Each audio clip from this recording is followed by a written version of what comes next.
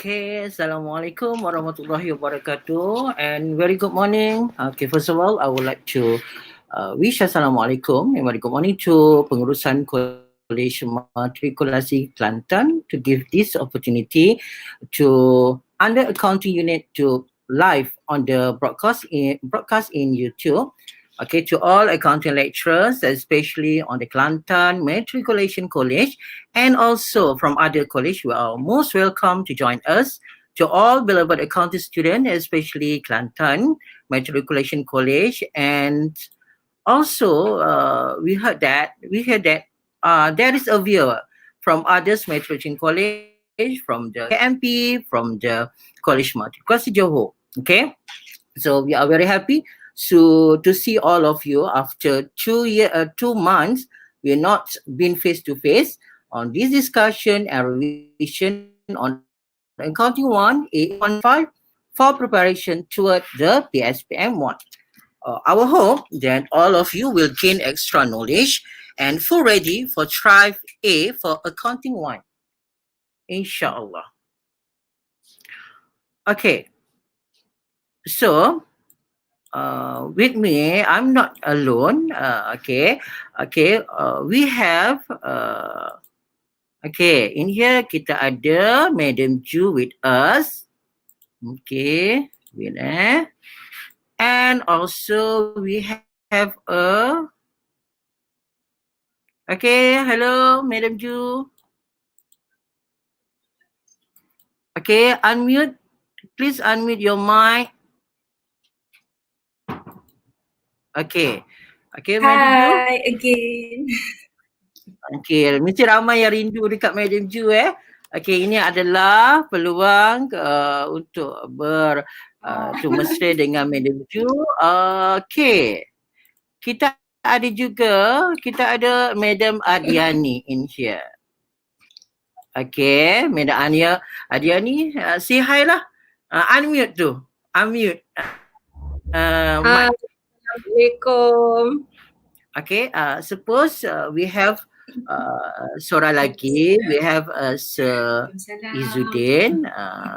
Okay, sepatutnya dia dah broadcast dah tadi but maybe is facing a few problem in here, but okay, to all of the viewer, okay, to all student, kalau you have any question during the chapter based on the question that we been discussed, kalau ada question, please write inside the chat box, okay, dalam YouTube chat box lah. So our lecturers, not yang ada pada presentation ni juga, tetapi pada lecturer-lecturer accounting yang lain also juga akan try to solve all the problem on the chat box YouTube.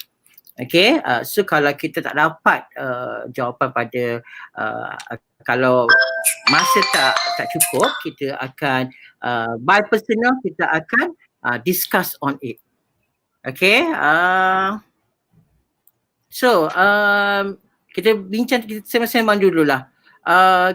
Madam Ju, macam mana agaknya rasanya? Is there any tip before we start on each chapter before we are waiting for the Sir Izzu? Ada apa-apa tak nak beritahu ke macam mana agaknya format kita punya PSPM yang biasa yang kita buat ni? Okey, insyaAllah terima kasih Rahim dan moderator.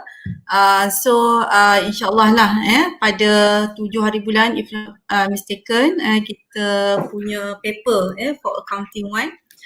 Jadi bagi saya kalau kita tengok if kalau boleh saya share screen ke Sir Rahim? Nak boleh. bukan basically lah secara muncul dia Kak Ju ni muncul ni Sir Izzu. Jadi kita tengok sikit dah ini idaman semua pelajar ni. Dah muncul dah. Sir Izzu dah muncul dah. Okey, tak apa Kak Ju, teruskan, boleh share. So kita Prof Izzu dulu ke? Ataupun Kak Ju ada nak tanya ke, nak share tadi? Kak Ju.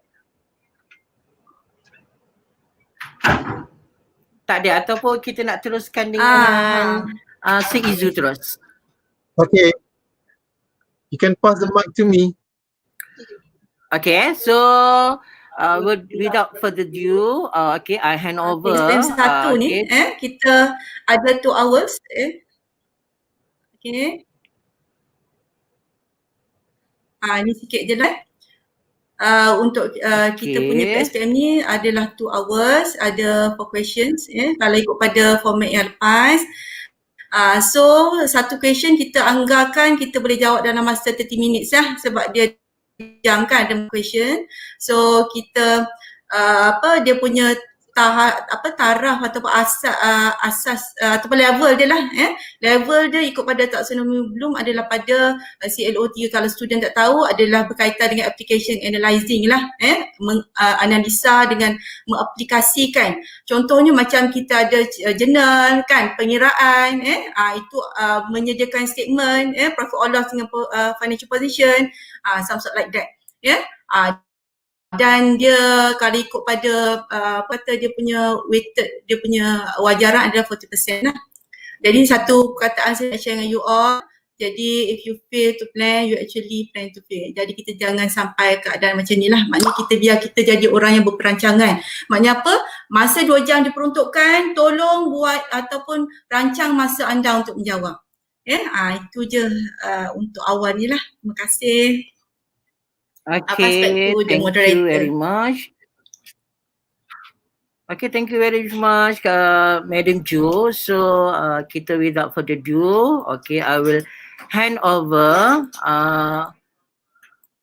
our program to Sir Izu for the first topic. Okay, first question based on the chapter 6. Okay, persilakan Sir Izu. Okay. Once again, Assalamualaikum and good day, everyone.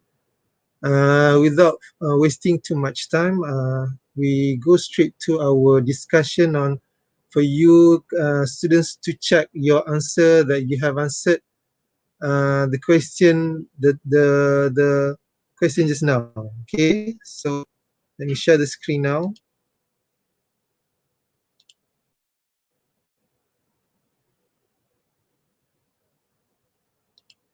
All right, so before you start checking your answer for chapter 6 under question number 1, accounting for cash, let's check the overall idea about this chapter 6. Okay, before you answer this question number 1 under chapter 6, okay, you have to know few things. You have to think of few things. All right, so I want to tell you about steps taken before you tackle this question. Okay, number 1. Right, number 1, you have to, step number 1, you have to compare the opening balance of both bank statement and cash book. Okay, in our case right now, all right, I extract the cash book opening balance August 1, 3897 and then 4447. The bank statement opening balance. So that is the first step you have to take before you start answering this question. So the difference between these two opening balance is 550. So 550 over here is that happens on the 6th of August, 550. So this 550 actually comes from the previous month of July. So it is not related to our current month of August. So we delete straight away from your transactions for this month.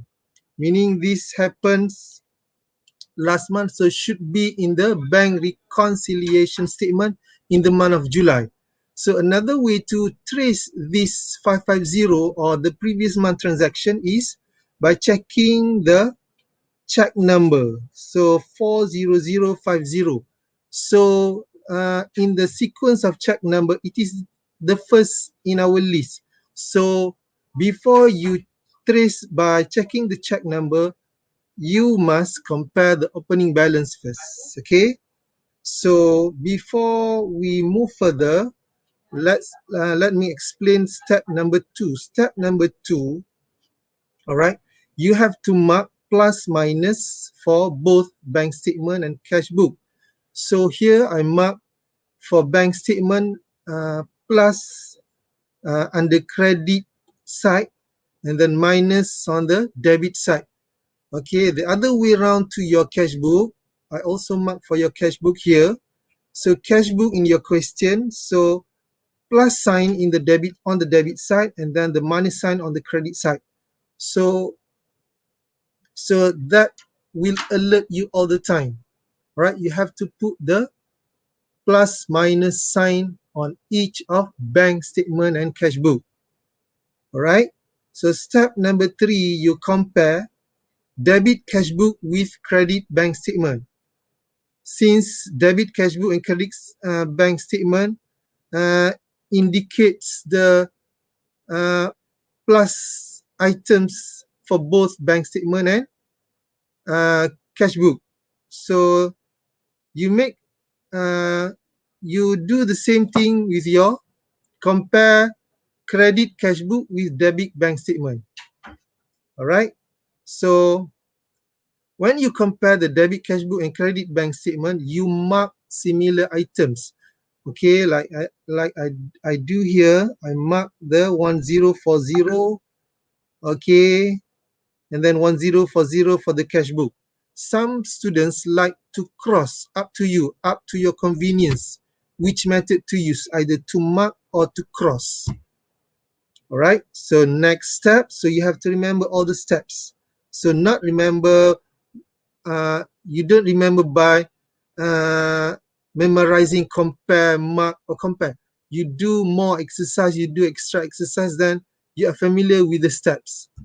All right, next to do is you circle the unmarked items. So let's say in your bank statement here, I mark figure 660 because when you compare, it doesn't appear in your cash book.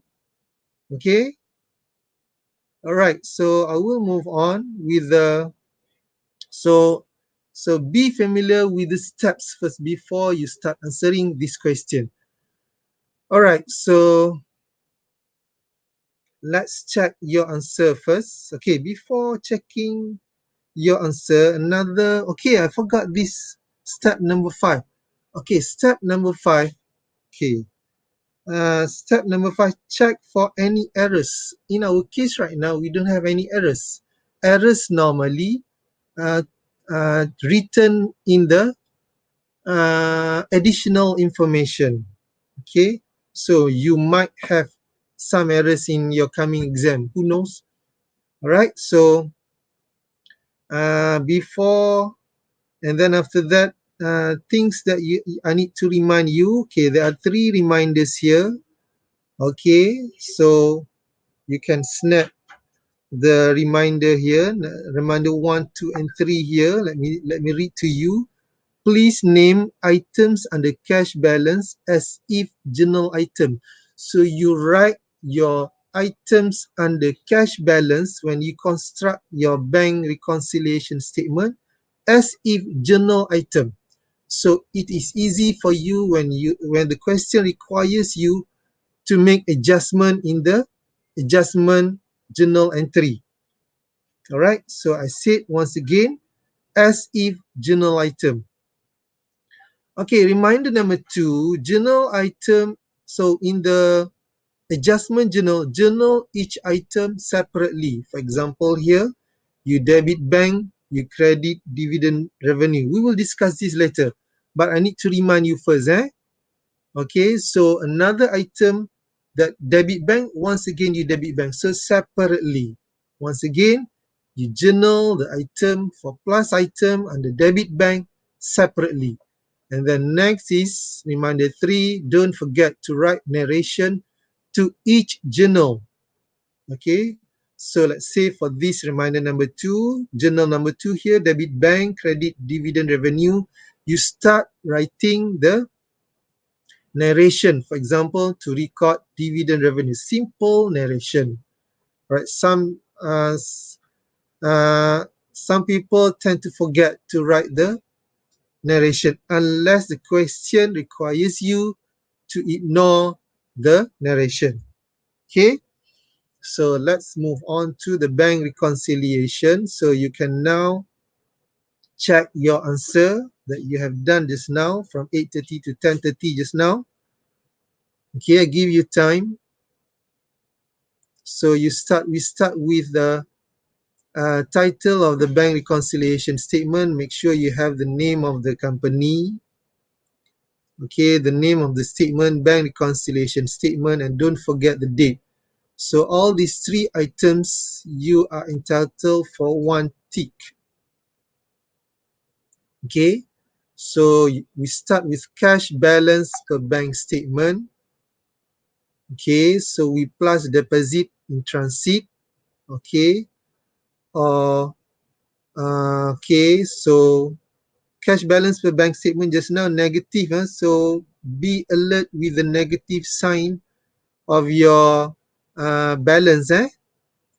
All right, so deposit in transit 1379 under power, and then we have here, so no more plus items under bank statement balance. So we move on to minus items. So we have few items here, unpresented check, meaning you pay your account payable, but your account payable your account payables do not appear at bank to cash in their check. So we have to minus the bank statement. Okay, so 979, 72, and 495. Three items here. So you will get your adjusted cash balance per bank negative 432. Okay. All right. So now we start with cash balance per cash book. So it is given to you in the question negative 1449. Right. So items that appear for plus item under cash book 660 dividend revenue. So as I said just now, you write the items under cash book as if journal items. So you can simply write this as dividends. To make it like journal item, you write it as dividend revenue. So easy for you when the question requires you to draw the journal. All right. So next is interest on fixed deposit. How do I write this? That sounds journal item, interest revenue on fixed deposit. All right. So the rest is you have to minus the bank charges, meaning the bank deduct from your account, and then we have to follow in our cash book. So we deduct bank charges expenses.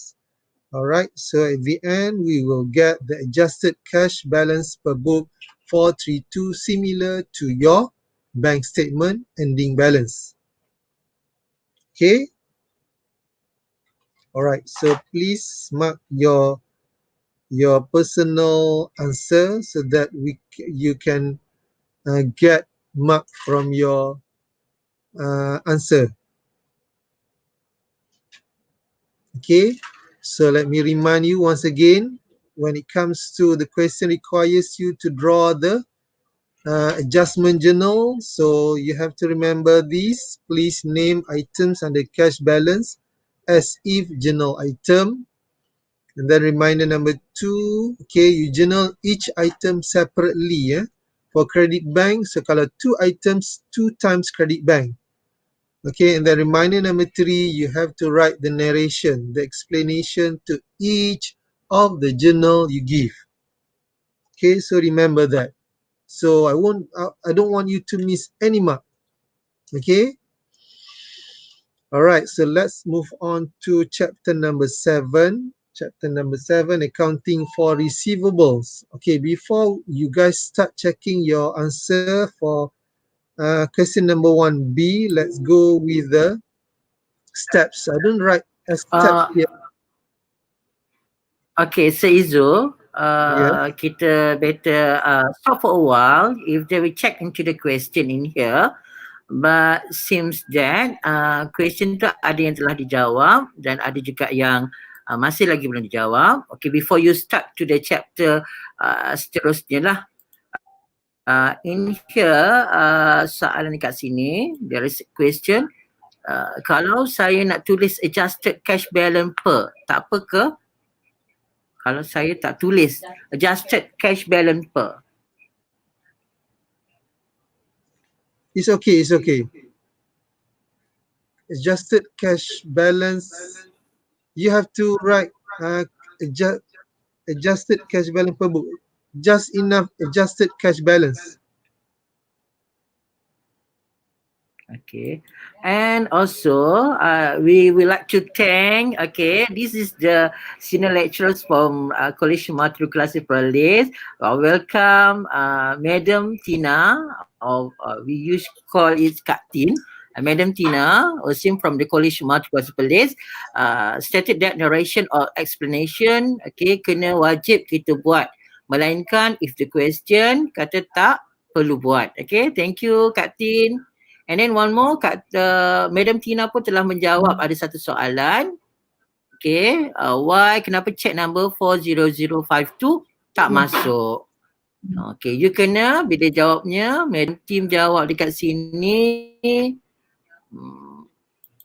Okay, it show that check from the last month. Okay, so sebenarnya you have to make sure compare the cash book with your bank statement. Okay. Ada lagi tak any question yang masih lagi tidak? Yeah. Okay, this one more question.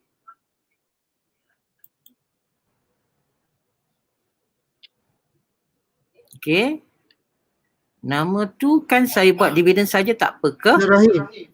Sir Rahim, you want me to answer that? Yeah, answer. Yeah. Okay. Yes. Alright, it is not compulsory. It is not a must for you to just write dividend revenue.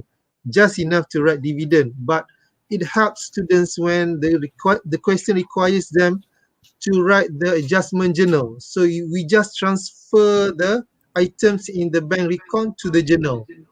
Doesn't matter. Okay, that's okay to write just enough with dividend. Tak ada masalah. Okay. Okay.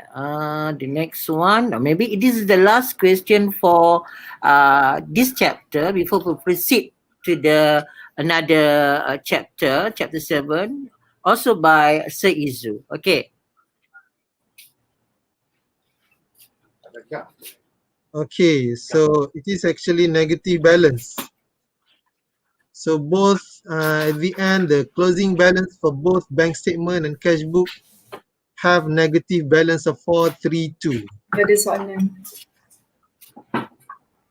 Okay, so okay, I think that's all for the question. Kalau kita any question arise, okay, you may ask personally or you just type inside the YouTube chat box. Nanti kita akan go through, kita akan try untuk jawabnya.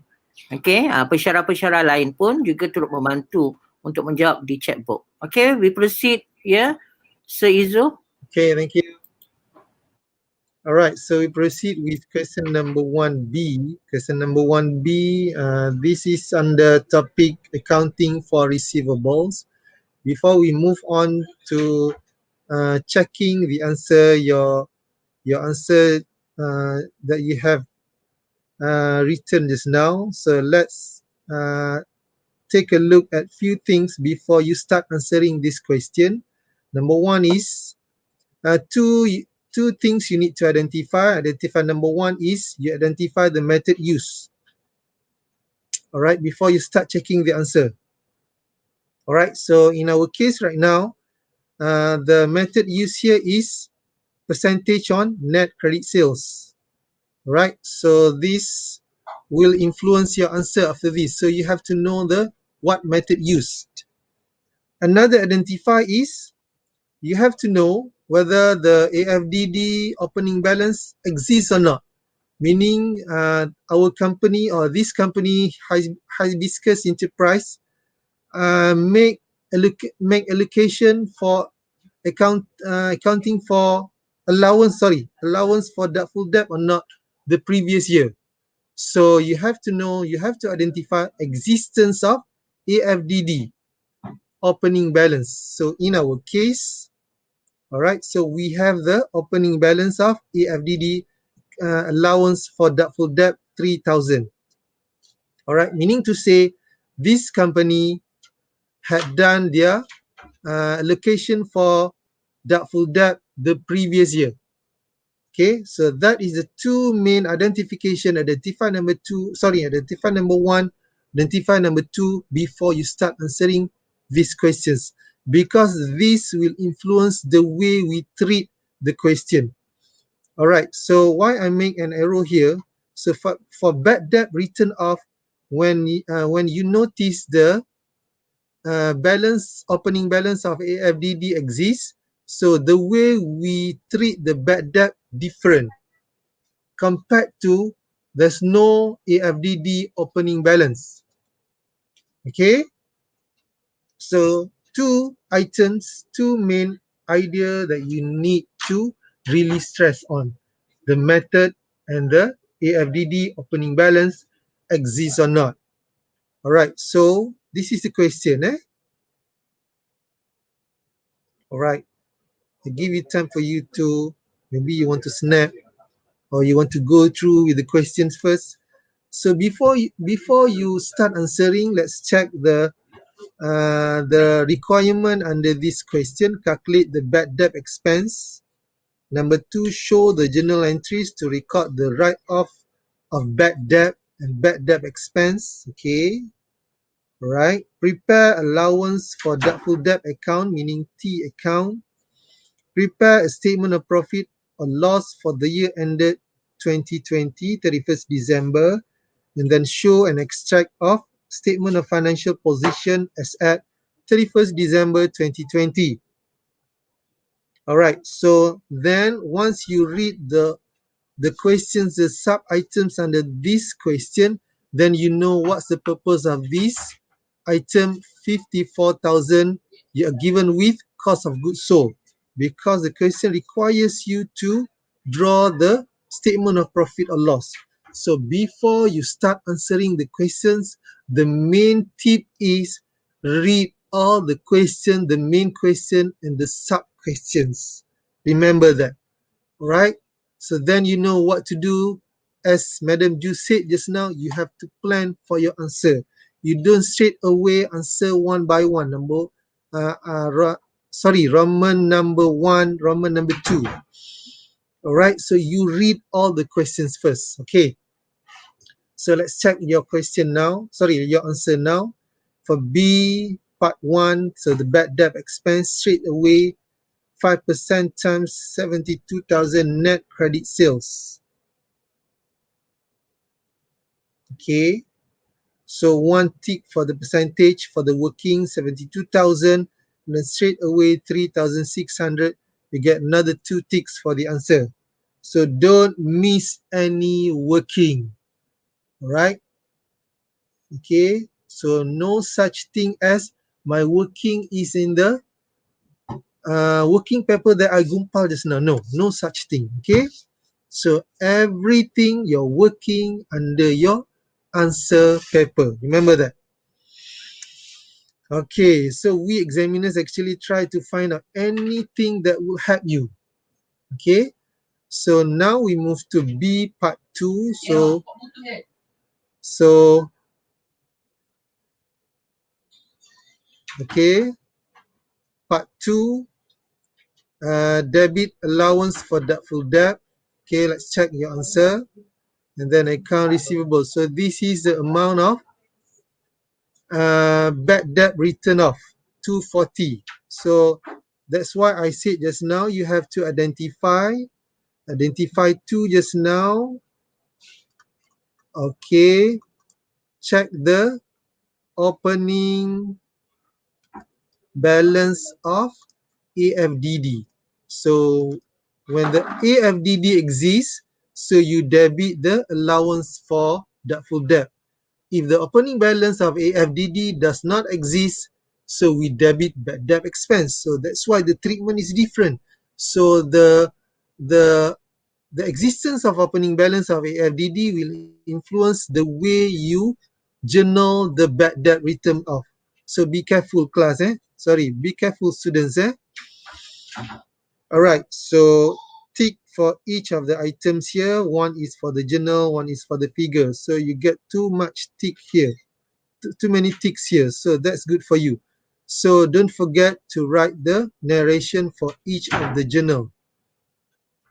And then we have to record the bad debt expense as adjustment. Okay, the one that you calculate just now. Okay, 3,600 as adjustment item, debit bad debt expense, credit allowance for doubtful debt. Some students are very familiar with they are not familiar with the allowance for doubtful debt written in full. So you don't just write AFDD. So most examiners don't accept this short form for AFDD. Write in full allowance for doubtful debt. For any other questions, so be familiar with the full terms of journal item. Okay, finish marking your own answer. Right. So I move on to T account of allowance for doubtful debt. Not necessarily you have to write in box like this.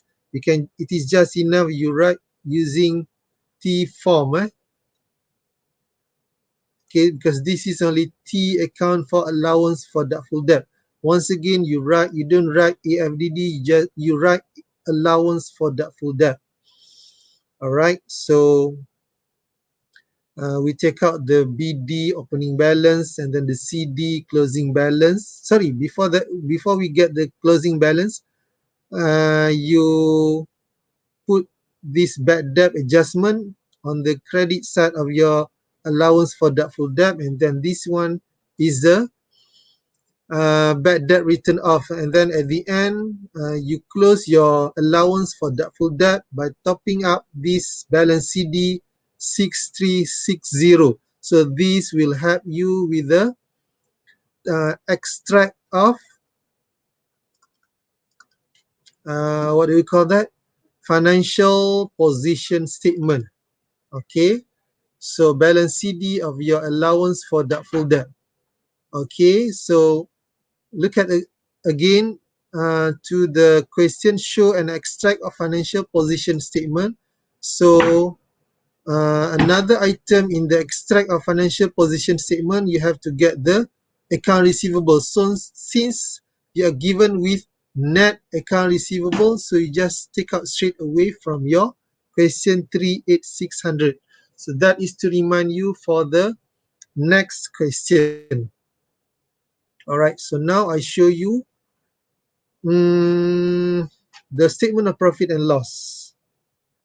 Okay, another main thing that students always forget is a title for each of the statements. So don't, this is just a free mark to you. So don't simply ignore this. Okay, so 2 ticks here for the working, and then the cost of goods sold given to you in the question, the gross profit 1 tick, operating expenses given to you in the question, and then bad debt expense as you calculated in part 1 just now.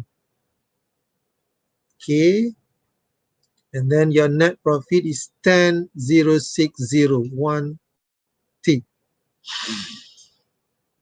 Okay, so let's move on to your statement of financial position statement of financial 31st December 2018. Once again, don't forget the title for each of the statement. Okay, we compulsory for you to have these, the name of the company, and then the statement of financial position title. Okay, the account receivable. So let me tell you, this is a CD balance, the closing balance, and then this is also the CD balance of your allowance for doubtful debt account, and then The last thing is you will get your net realizable value 32240. Okay, altogether 4 ticks. Okay, each tick entitles for half a mark, then you get 2 marks. Okay, all right. So Rahim, are you there?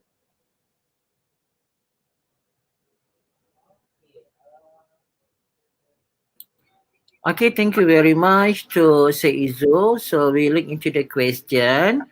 Almost all the question have been answered. Okay, so okay, is there any question arise in here? Can I write? Okay, this is one of the question. So what if I write the bad debt expense with the operating expense? No, TGT Together with together with operating expense. Can I write? Together with the operating. okay, what I understand here, you have to separate the items in the expenses in the operating Which expenses. side? So operating expenses one item, This and then statement. your bad debt expense one item in your profit Right. and loss account. Sorry, profit Together and loss with statement. division. So you cannot do that. Seizu, boleh explain balik tak sebab ada masalah connection Okay, all right. So you have to separate the items of expenses under operating expenses here. So operating expenses one item, bad debt expenses one item. So because different tick given to you for each for different item.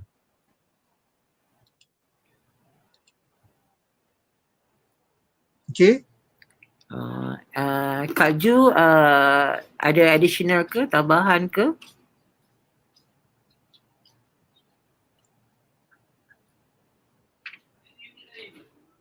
Okay. Okay, so we go to the next question in here.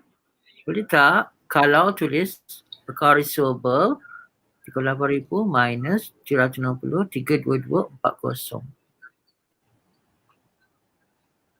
The simple, it mean the simple Where do you get statement. that? For which one? Okay. Rasanya ni tanya pasal statement ni. Dia Okay. just direct. Oh, okay.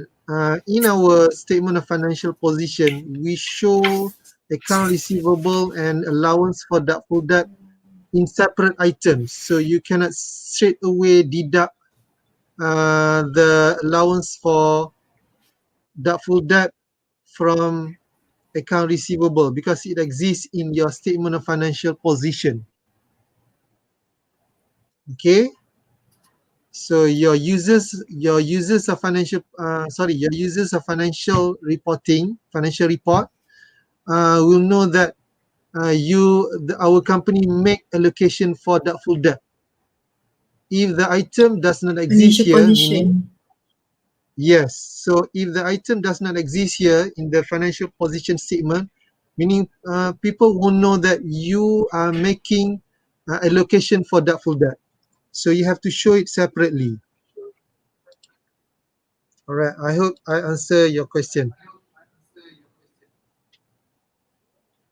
Okay. Okay. So, okay, thank you very much to Seizu for the two topic chapter for the question one for the chapter 6 and 7. Okay, so we will be back to you by the end of this session. Okay, so we are going to continue with question number 2 and 3, which is on a chapter 8 and 9 with the Madam Ju. Okay, Madam Ju, are you ready?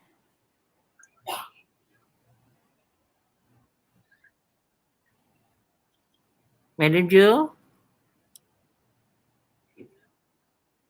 Okay. Okay, thank you Okay. Mr. Moderator, Cik Abdul Rahim.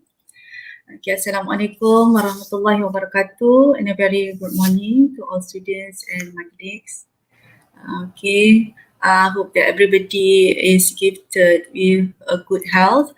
Okay, I've been assigned to discuss chapter 8, that is accounting for inventories, as well as chapter 9, that is accounting for non-current assets.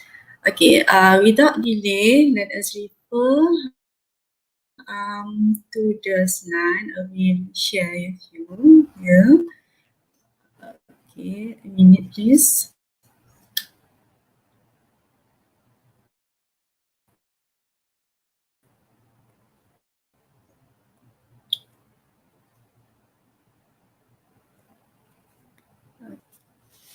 Okay, we start with chapter 8, accounting for inventories. Okay, as a revision, we already learned about the inventories, which consists of system and method. So here I just want to revise back. Okay, about the system in inventory, there are two systems. That is a periodic system, inventory system, and perpetual inventory system. What are the difference is if the question asks you to do the calculate the ending inventory cost using periodic. The first thing is you to bear in mind that using the periodic inventory system, we have to use the formula. Okay, the calculation, maybe we have to find out what is the ending inventory unit, and then after that we can calculate the ending inventory cost of goods sold, and so on. Okay, whereas the perpetual inventory system, we have to use the table. Yeah, the table consists purchase, COGS, the cost of goods sold, and the balance. Okay, 3 columns. Okay, this is the main idea. And if the question have the date, you have to insert one more column. Okay, we have to use the table using the perpetual inventory system to get or to calculate the ending inventory cost and cost of goods. So, okay, in periodic, also in perpetual inventory system, there are two methods consist. Okay, FIFO, first in first out, and weighted average. But in perpetual inventory system, we call it as a moving weighted average, because when there is a purchase, so the cost per unit in a column balance will change only when there is a purchase. So that's why we call it as a moving. Okay. Okay. Other than that, you have to know how to calculate the gross profit using the formula on both system, and as well as the journal entries. Okay, this is the idea, illustration of what we have done or we have learned about inventory. Okay, so let us refer to the questions. Okay, you have done 30 minutes before this, or 2 hours before this, and start of 8:30. Okay, and we just check the answer, and maybe in showing you the answer, I can explain okay how to mark. Okay, the purpose of our discussion is to you know your performance, okay, of each question and overall of the questions. Okay, let us refer to question number 2. That is been given 20 marks. Okay, when you answer the question, please numbering. Please put the number. In this question, show that first Roman. Okay, so we have to write the first Roman and write the system. Perpetual inventory. This is not required. System. Okay, using FIFO method. Okay, and because of the question have a date, okay, given us a date So in perpetual inventory system, we have to write all the details, okay, whether it regarding the purchase or the selling of our inventory, our merchandise, okay, and we have to update every time the transaction occur, okay. So we start off 1st of May. 1st of May is not given in the table, but before you want to answer any question, you have to read it once. Baca dulu sekali lalu. And then fahamkan, understand the requirement of the question. Students normally bila tengok je soalan tu, just orang kata dia bagi apa yang dia tahu. It's not a good way. You have to read once and understand what is the requirement of the question, because kalau kita menjawab the question, then we get the marks. Kalau awak mencurahkan ataupun awak just write everything you know, so mungkin marks less ni given, ataupun tak menjawab soalan, no marks at all. Okay, so kita start off with 1st of May. Mana kita dapat balance ni? Tengok pada soalan on A.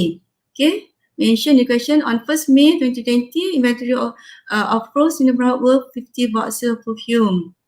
RM50 per box. So kita masukkan di ruangan terus pada column balance. Fill in the unit, column, RM column and times, so kita akan dapat 2,500. Okay, yang ni untuk question to first Roman, dia punya markah keseluruhan adalah 16 marks. So each of the ticks kat sini, pelajar-pelajar kat MKT please tick according to the rate ticks ni yang dia tulis kat sini. So each of the ticks represent of half marks. Bukan satu markah tau, half marks. Maknanya maksimum kalau betul semua, so you will get 16 marks. Okay, kita tengok ni. So untuk table ni you have to write it ikut pada sequence, sebab dia menggunakan kaedah first in first out. Sama juga masa kita mencatat cost of goods sold ni. Maknanya yang awal kita akan keluarkan dulu ataupun jual dulu. Okay, yang awal tu maknanya kita tengok pada cost per unit dah. Okay, so kita tengok 1st May, okay, the balance masukkan 2,500. So kita bagi pada unit dengan RM, cost per unit dia. Masa purchase, nombor ataupun ticks given to purchase unit and RM. So kita tengok dekat balance ada 4 ticks. Okay, sama juga kita turunkan, just move the kita punya cost tu, all the maklumat in the 1st May ke 3rd May. Okay, and then purchases yang baru masukkan di bawah cost per unit yang telah sedia ada itu pada 15. Dia kena ikut sequence macam ni. Okay, kemudian on 4th of May berlaku sales. Sales mesti berada di ruangan cost of goods sold. So kita masukkan mana dia nak jual 70. So kita masukkan lah 70, maknanya kita akan keluarkan dulu yang apa? Yang cost yang telah sedia ada itu pada cost beginning inventory kita ni. Jangan ambil 60, ambil yang 50. Always check with the cost per unit dulu. Cost per unit kita masukkan dulu, tengok berapa unit yang dia ada. So itulah yang kita akan masukkan, itu yang kita dahulukan. Okay, first in first out. Okay, kemudian tak cukup dia sebab dia nak jual 70. So kita ambil pada yang cost per unit dia RM60 ni. So dia ada 60, so kita boleh keluarkan 20. So sekarang ni yang 60 cost per unit yang tinggal, tapi oleh kerana kita dah ambil kita sell daripada cost per unit RM60 ni, so yang tinggal 60 tolakkan dengan 20 ni, kita akan dapat 40 lah. Okay, begitulah seterusnya. So pada 10 kita ada lagi yang banyak untuk 4 hari bulan ni ada 6 ticks banyak ni. 10 hari bulan oleh kerana purchase je, so kita bagi tick pada balance je. Okay, on 16 sama juga dia sale, ada berlaku sale. So kita ada pastikan nilai-nilai dia betul ya. Dan ni tick given to the unit and cost per unit both untuk balance dengan untuk cost of goods sold. Okay, 19. Okay, 19 of May 160. Kalau purchase tak apa, tak ada masalah kita just campur bila kita just tulis salin balik kan. Tapi kalau misal kata berlakunya sales yang kita kena betul-betul cakna lah. Okay, what cost per unit that we have to take. Okay, okay, and last one is on 25th of May. So another sales. So kita akan dapat, kita akan update sampai pada 25th. Okay, bila kita nak menjawab soalan, because of the requirement of the question is, dia kata determine the company's ending inventory cost and cost of goods sold. So kita kena tambahkan ending inventory adalah pada 25 hari bulan ni. Maknanya awak kena total up yang 2,100 dengan 3,200. So itu adalah ending inventory cost kita. And cost of goods sold, yang ni tak diberikan markah maknanya tick adalah pada yang tadi tu je, dalam kira tadi. Dan cost of goods sold 18,000.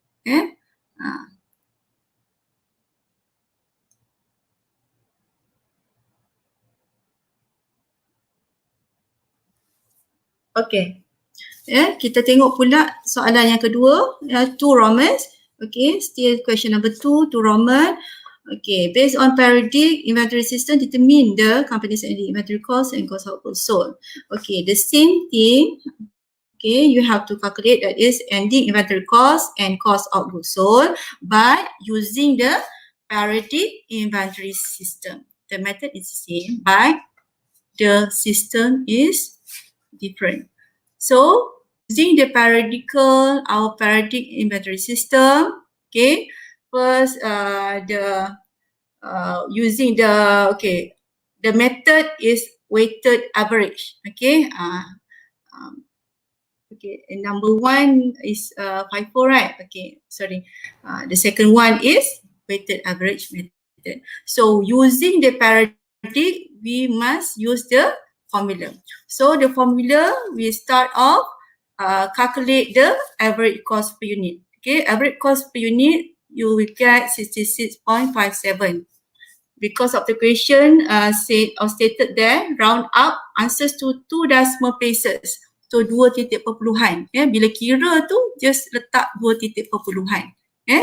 Okay, awak akan dapat 66.57 ringgit and times dengan 70 units.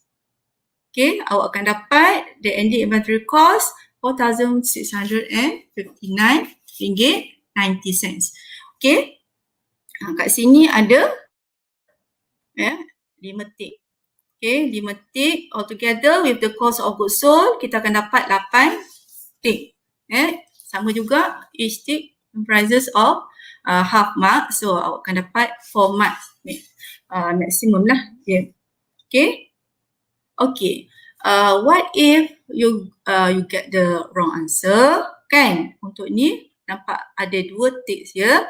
So that's why you should do the workings, jalan kira. Very important to do the workings, jalan kira. Sebab jalan kira ni akan bertambahkan kita. You will get at least ada marks given to you. Okay. So the workings here is you have to calculate, no marks here, but okay, the ending inventory unit 350. If you get the each, dia ada 2 tick sini kan. Maknanya kalau kat atas awak dah tick, maknanya awak tak perlu tengok dia working sini. You just boleh tick correctly yang masih kat atas ni. Tapi kalau kat bawah ni, kalau tengok dia katalah awak kira 350 ni salah. So 280 ni betul. So bagi satu mark sini sebab dia ada 2 tick kan. Satu untuk 350, satu lagi untuk 280. Same goes to average cost per unit. Average cost per unit, katalah 23,300, you get the wrong. Okay, calculation, you not get the 23,300, but you got 350 units, right? So bagi satu, sebab dia ada 2 kat sini. Okay, that's all about question number 2. Very easy to for you to get 20 marks. But remember, inventory is dealing with concept. Kalau salah guna sistem, dia minta parity or guna perpetual. Jadi harapnya jangan macam tu lah. Masa yang berbaki ni, so you have to study back. Jangan bagi ada kesilapan. At least apa orang kata soalan inventory ni sebenarnya popular. So you can score the marks here. Okay. Okay, then we proceed to, okay, macam mana Cik Rahim?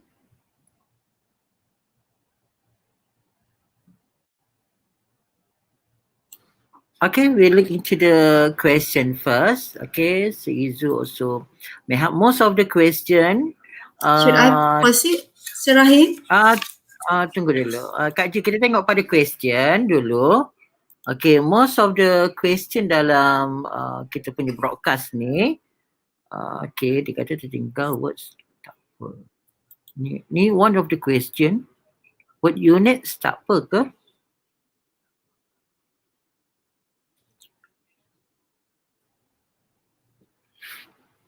Ya, yeah. Madam Ju, Okay. nampak tak respon?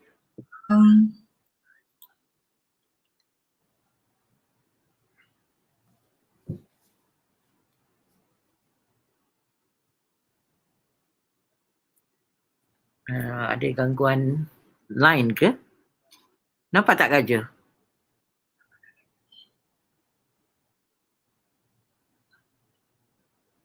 Okay, Izu boleh respon? Proceed to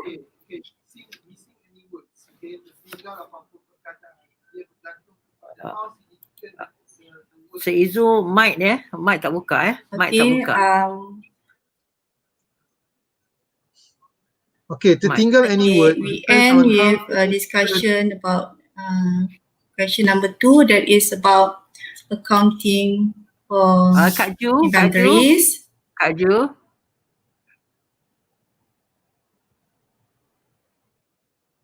Ada soalan ni Kak Ju?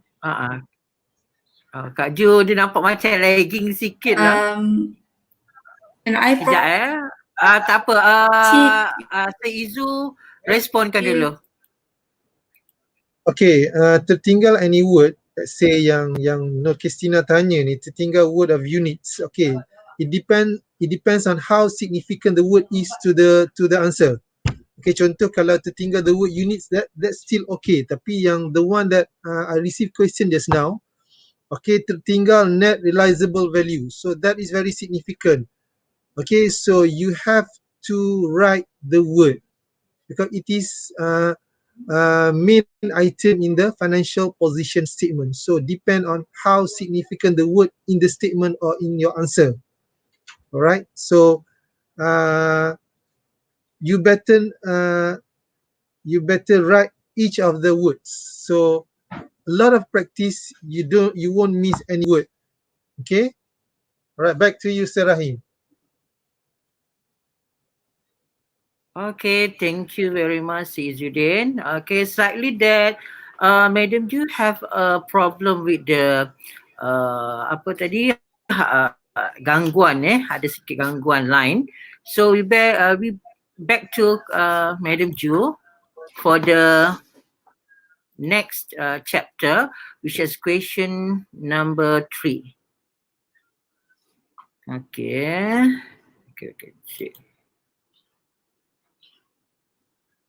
Okay, Madam Ju.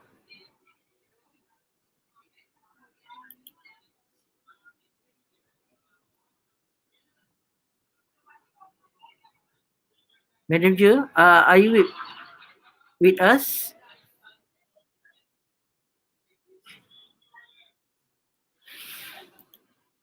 slightly there is some problem.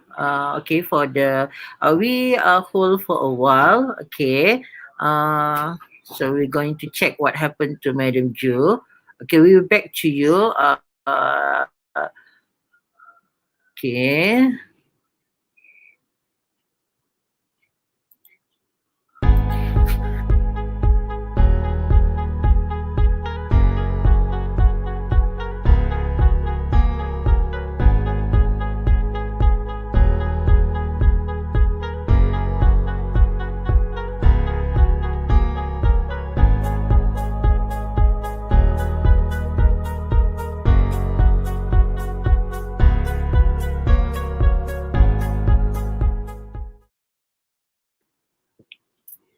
Okay, we're back. Okay, kita look into the and arise. Okay, we're back. Act back.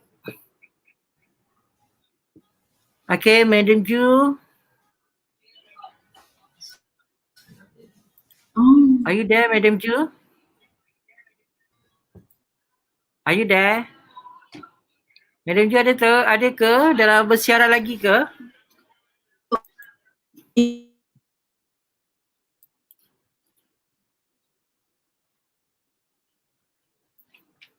Dia ada halangan sikit. Okay, kita tengok pada soalan yang ada di sini sementara kita betulkan balik gangguan kepada line yang ada kat sini. Kita tengok. Okay, this is the answer. Okay, daripada Madam Mujib, betul Madam Ting. Kalau student dapat soalan yang tak ada RM atau unit, macam mana kan jika macam tu juga jawapan yang kita perlukan. Okay, slightly-nya when become a professional accounting, so everything must be perfect in term of RM, in term of unit. Semua kita kena lakukan since kita belajar on masih lagi peringkat matrikulasi. So kita jangan tinggalkan. If the format is like that, okay, in the long sentence, you kena tulis based on the long sentence. Okay, do not jangan kita leftkan anything. Kalau format is statement of profit and loss, okay, so mesti kena full sentence. Okay, kita tak perlu as a student, supposednya kita tak perlu nak kata okay, RM tak perlu buat ke, yang ni tak perlu buat ke, tak boleh. Okay, kita kena ikut follow the rule. Okay, to become a perfect accountant, that must be kita punya passion. Okay, kita tak boleh kata tidak. So, we have go for that. Okay, seems that Madam Ju have a problem with the slide and with also because of the line. So we are going to continue to the question number 4. Okay, nanti kita be back balik kepada question number 3. So kita tengok question number 3. So question number 4. Okay. So I will share to you. Yeah. Okay. Wait. Okay.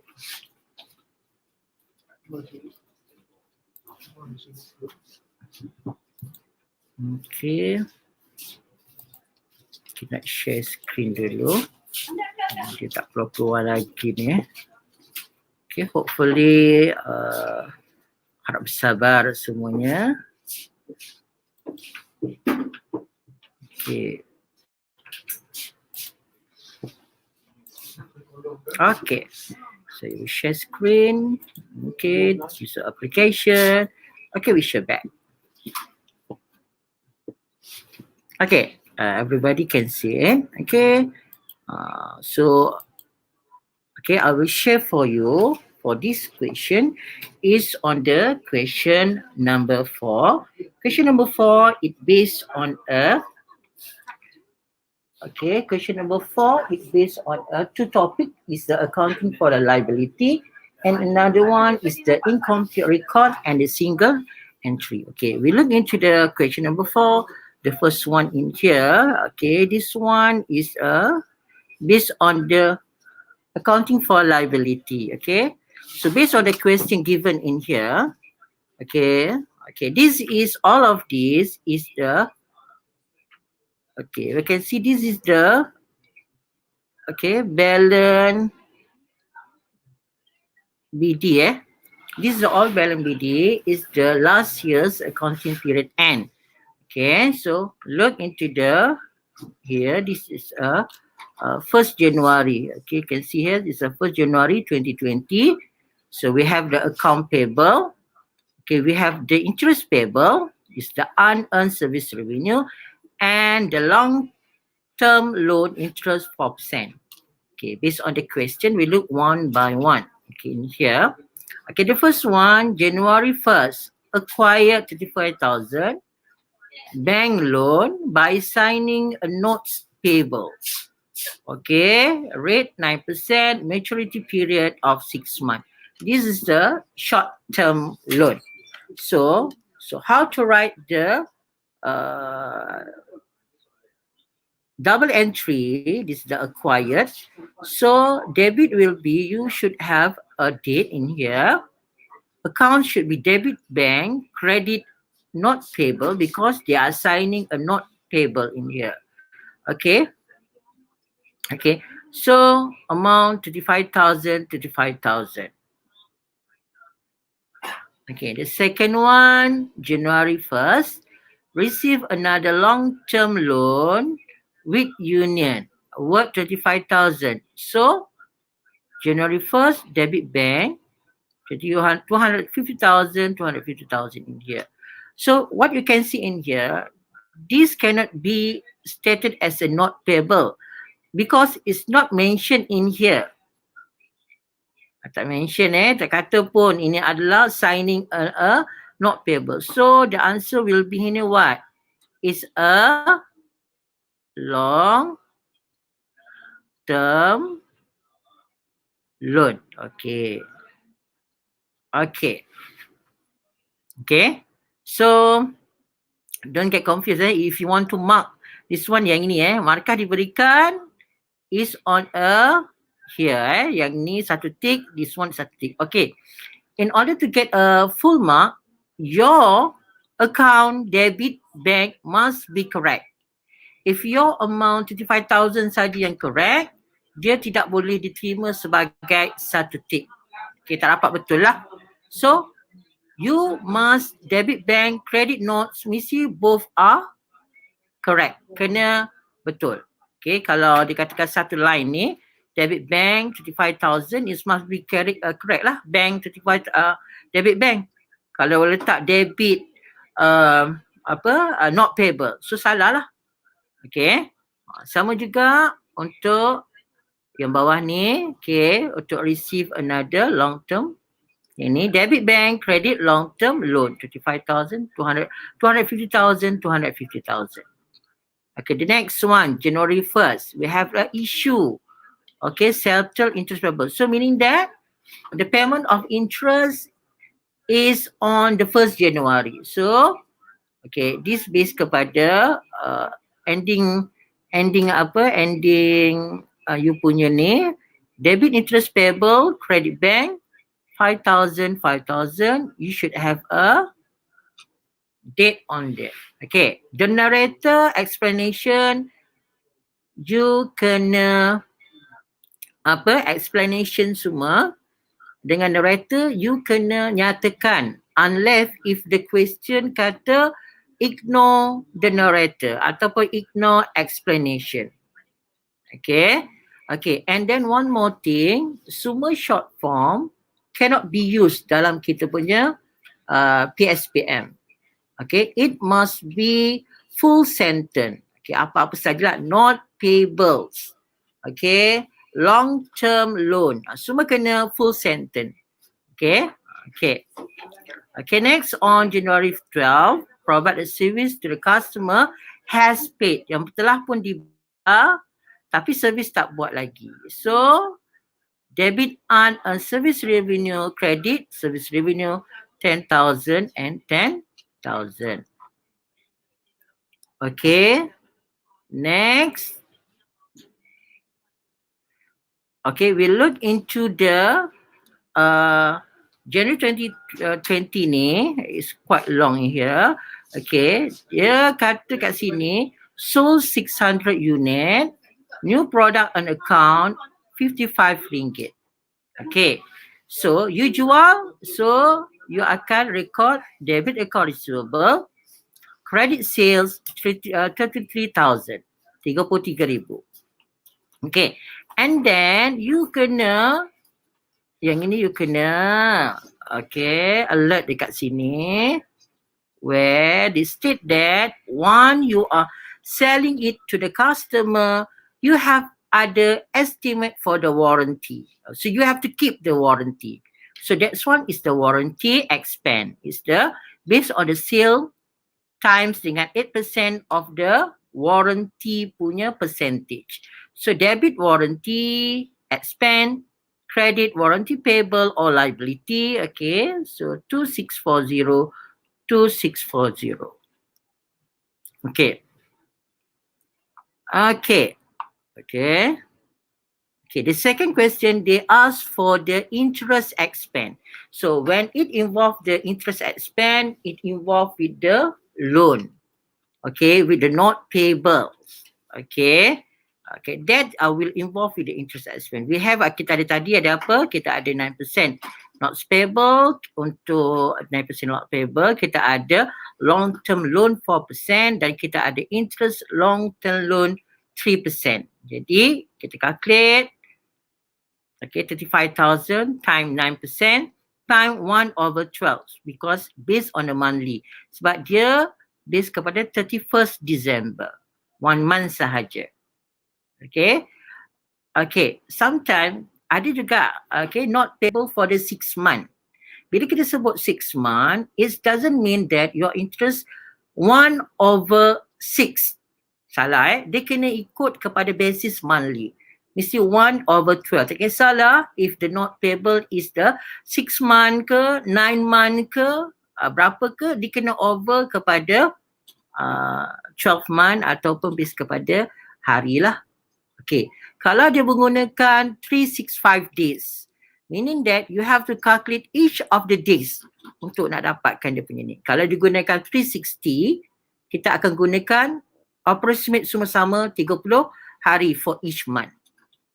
Okay. Okay. So, bila kita campur semua sekali, kita akan dapat jawapan yang inilah. Dia boleh accumulate semua, or you may juga separate it one by one. So all of this is the interest payable. So dia boleh, okay, or dia boleh separate yang inilah. Yang ini, yang ini, yang ini. Boleh sahaja. Sebab it's on the term of interest expense. Okay. Warranty payable. Okay, warranty payable. Okay, at warranty liability, okay, warranty payable is a same. Okay, boleh sahaja digunakan. Okay, so in this case of doing on accounting for liability, okay, we focus on 4 item to look on. Okay, we look into the acquire of loan or not payable, meaning that you membuat pinjaman. Apa buat pinjaman? Awak menggunakan loan ataupun not payable. Look into the interest payment. When the interest will be paid. Okay. 6 months or 1 year. Okay. Bila tempoh dia kena bayar interest. Okay. Januari tahun depan ke? By the end of 31st December ke? Okay. Kemudian kita akan look into the redemption ataupun settlement of the debt. Not payable or loan. And we look, ini paling penting sekali, look into the accounting period. Okay, kalau kita look into the, selalunya kita, paling mudah kita look into the time frame. Okay, this is a time frame. Okay, we'll look into the time frame. You look, the first one is the date of you are acquire, when you are borrow. Okay, not payable ke apa, you akan letak kat sini lah. Okay, so it will be debit, okay, bank, you pinjam daripada bank, credit not payable. Ataupun dia boleh kreditkan sebagai loan or whatever. Okay, and then you look into the interest paid. Okay, if your interest paid is paid on 31st December. Dan ini kita acquire 1st January. Dan kita habis 31st December. Okay. Okay, meaning that you are paying the interest. So you boleh debit interest expense, credit bank. Sebab dia is on the accounting period sama sahaja. If before the accounting period, kalau interest tu dibayar. But if the interest paid after accounting period, meaning that it paid on January next year. Okay, 2021. Okay, so your record pada accounting period must be debit interest expense, credit interest payable, and pada Januari 2021, so you have to debit your interest payable yang kita kreditkan tadi, debit balik dan credit your bank. Okay, sebab dia beyond daripada accounting period. Okay, that will be the slightly macam mana kita nak tackle for the question on the accounting for liability. Okay. Okay, so stop sharing. So any question? Okay, look back, kita tengok balik if Madam Ju boleh masuk. Okay, Madam Ju. And also si Izu. Okay, that will be the question on kita punya ni lah untuk accounting for liability. Okay, so you should know in terms of issuance of the liability, we should consider on the accounting period, you should alert on when it paid for the interest expense, and lastly the settlement or redemption of the notes payable. You have to pay it back, all the loan or not payable. Okay, so any question arise in here? Any question arise here? Yeah. Tak ada. Okay. If tak ada, we go back with the B. Okay. Yeah. Okay, we go to the B.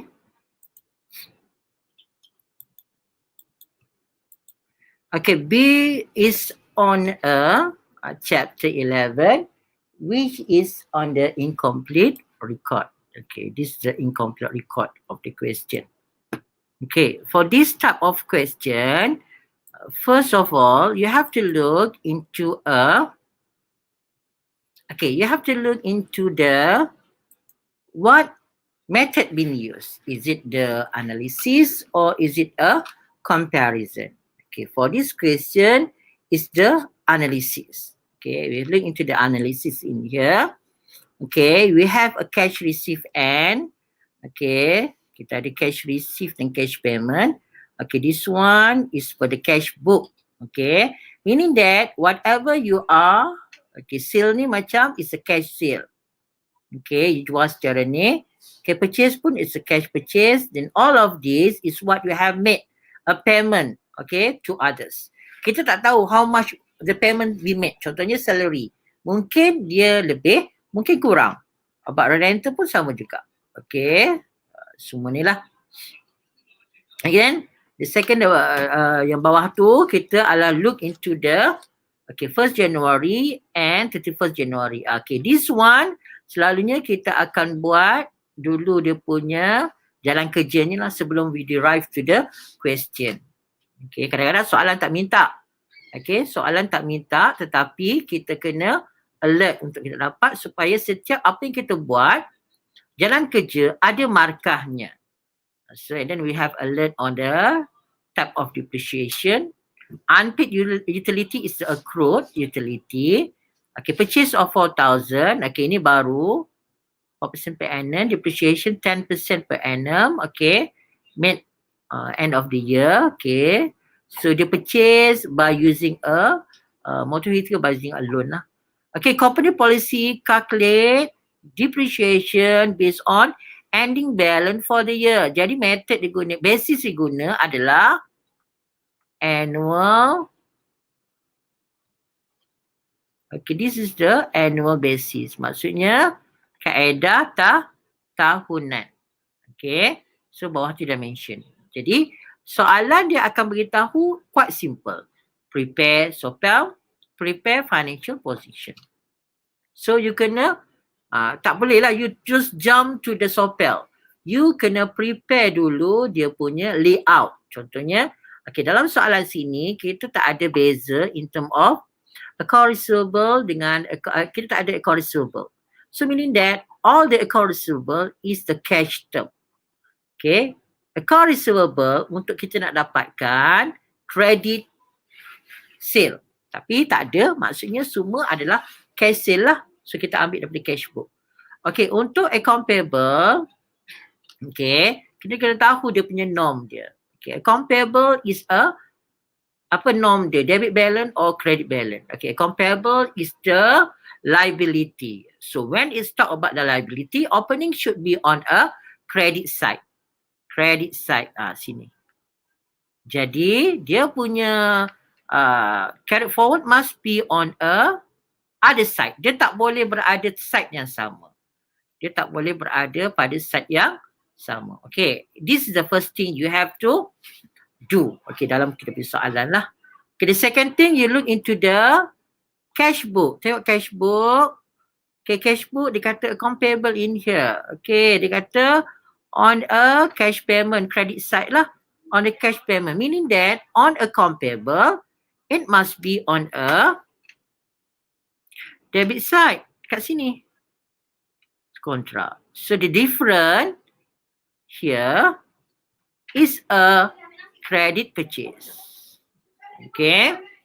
Other than cash, kalau ada information lain such as a purchase discount, purchase return, you kena add on dekat sini lah. You kena add on dekat sini. Okay. Last figures you can get is a purchase on here. Okay. And then when you want to write into the SOPEL, please make sure, okay, the credit part, you have to, okay, this one, credit part, you have to add to the cash purchase. Mana you dapat cash purchase? Cash purchase dalam you punya cash book on here. Yang inilah. Ni. Okay. Okay, the second one, kita tengok, okay, depreciation, they just noted on there. So, tak ada masalah, you look into the equipment. So, time 10% and vehicle, time the 10%, you got 563,400. Even though it means there is no, in term of opening and closing, but you kena alert, you kena buat lah kalau ada additional information. Okay, next we look, okay, utility. Utility ni dia tak ada. There is no opening and the closing. But, dia tak ada opening. Okay, not mentioned dalam kita punya box. But, ada additional information. It stated that you ada credit balance, you ada ending balance for the utility accrued, okay, for 500. Okay. In that case, you should be alert in term of this one. Okay, yang inilah So, in term of this one, okay, let's see. Okay, you have to know asset and the liability. When we talk about the prepaid expense, okay, and accrued revenue is a asset. When it asset, the opening balance should be the debit side and the closing balance should be on other side, on the credit. And when it become the liability, accrued expense and also the prepaid revenue, that also known as a unearned revenue. Okay, it's a liability. The opening should be on the credit and the closing on a debit side. So if you look at it, this is the accrued expense. Okay, sama macam atas ni lah. Is accrued. Accrued is a, okay, accrued is the utility tadi kan. Utility tu is unbilled. Kita punya ayat dia apa kata tadi? Kita belum lagi accrued lah. So bila accrued, when you look is accrued in here, so you should know that opening for accrued is on a debit side. Tapi kita ada opening. So we have the closing. So closing must be in here. Okay. The second thing you should consider, look into the cash book on the credit side. You have to pay utility. So you pay cash. And the difference is the 1,500. So this one will be transferred to the SOPEL. Okay. This question will be arise. What title will be on the up here. Okay. If you are using the utility expense, it become a SOPEL in here. If using a accrued utility, it become a utility expense. Selalunya dia panjang sikit lah. So you have to transfer to the utility balik. Okay, you akan transfer ke utility. Okay, comot pula. Okay, tak apa. Okay, dia akan transfer to the utility. So dalam utility expense will be on a debit side and the credit side will be the SOPEL. So dia transfer kepada utility expense lah. Okay. Okay. Okay. Okay, the next one. Okay, we look into the the cash. Okay, there is a cash in here. So cash. Okay, sorry. Okay, okay, cash is a debit cash inside the box. Okay, inside the box 12,780 plus with the receipt on the cash receipt and minus the cash payment. So you will get the ending balance of this one.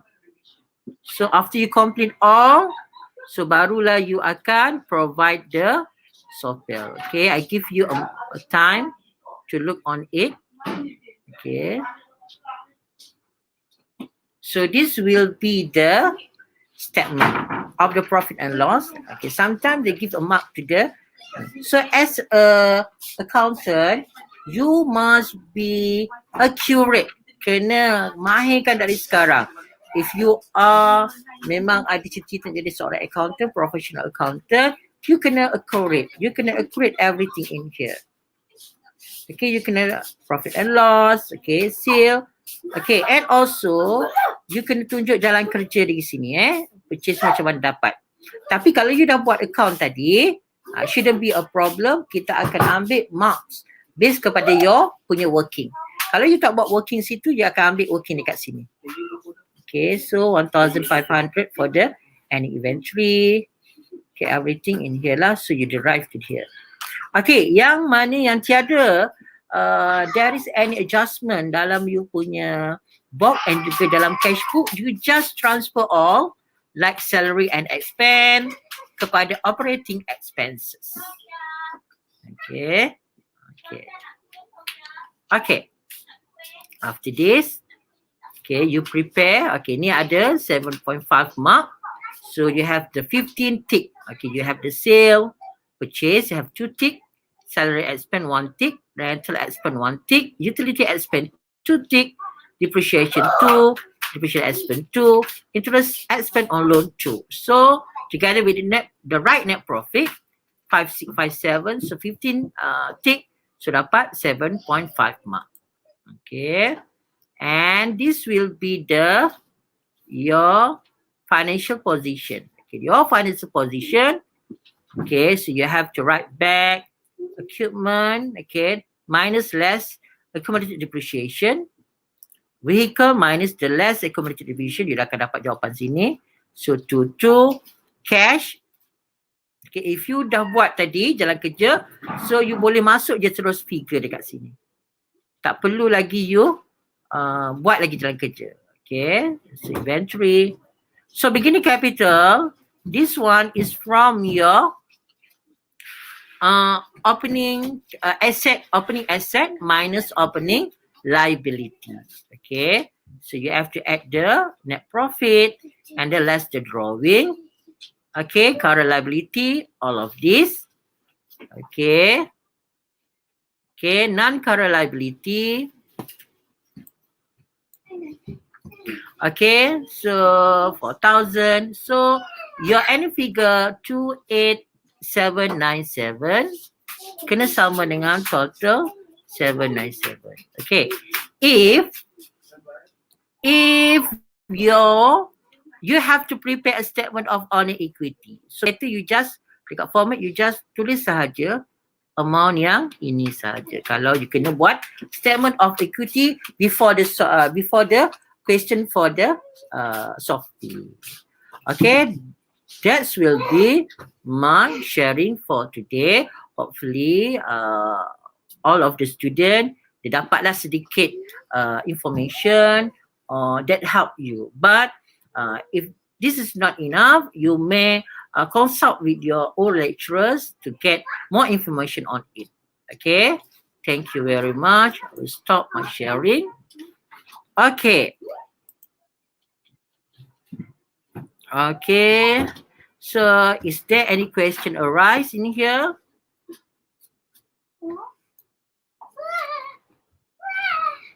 Okay, tanpa buka. Okay, sometime ada orang. Okay, betul lah. If you are not required to open the account, you may buat direct terus. Okay, but most of the students sometimes when the question stated that you have to prepare based on the SOPEL and the SOPI, dia tak buat langsung jalan kerja. Itu adalah salah. Sebab each of jalan kerja termasuk juga the percentage that I show to you, macam percentage semua tu, memang each of it ada dia punya markah dia. Okay, doesn't mean you tak dapat the correct answer, maksudnya tak balance both, meaning you akan banyak dapat hilang markah. No. Okay, we are consider the working that you buat tadi. Okay. Hopefully all of you can check the answer tadi. Ada yang tertinggal ke? Ada tinggal ke jawapan? So saya tunjukkan balik semula. I will show it back. Okay.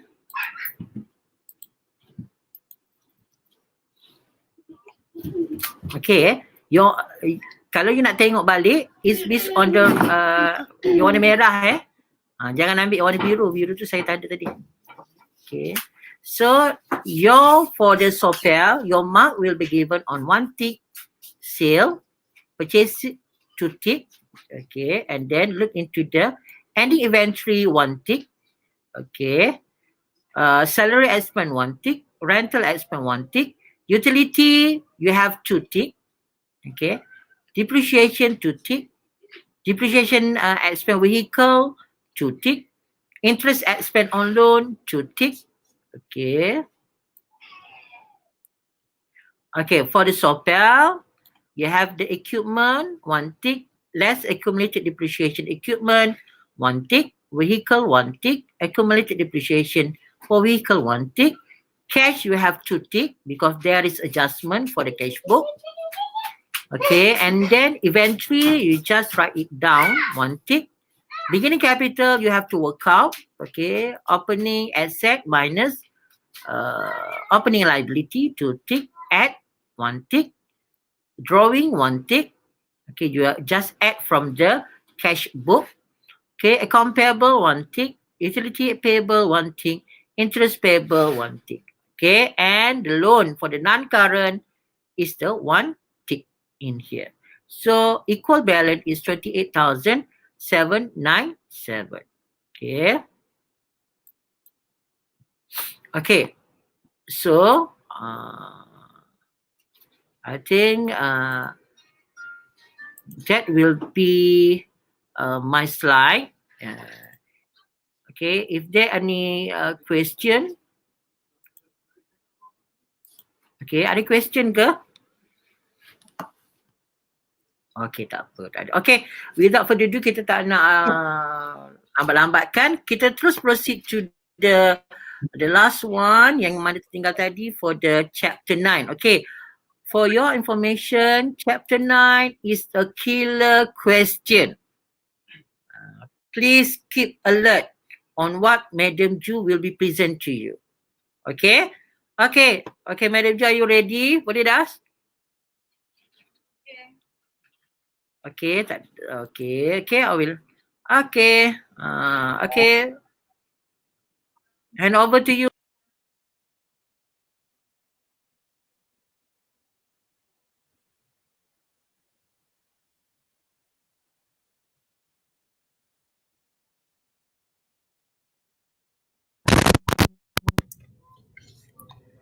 So very sorry. Very sorry for the inconvenience yang berlaku tadi because of the line. So I have to move lah from that room to my own room, my own cubicle. Okay, tak apa. So we proceed to chapter 9, question number 3. Please number 3. I share my screen first.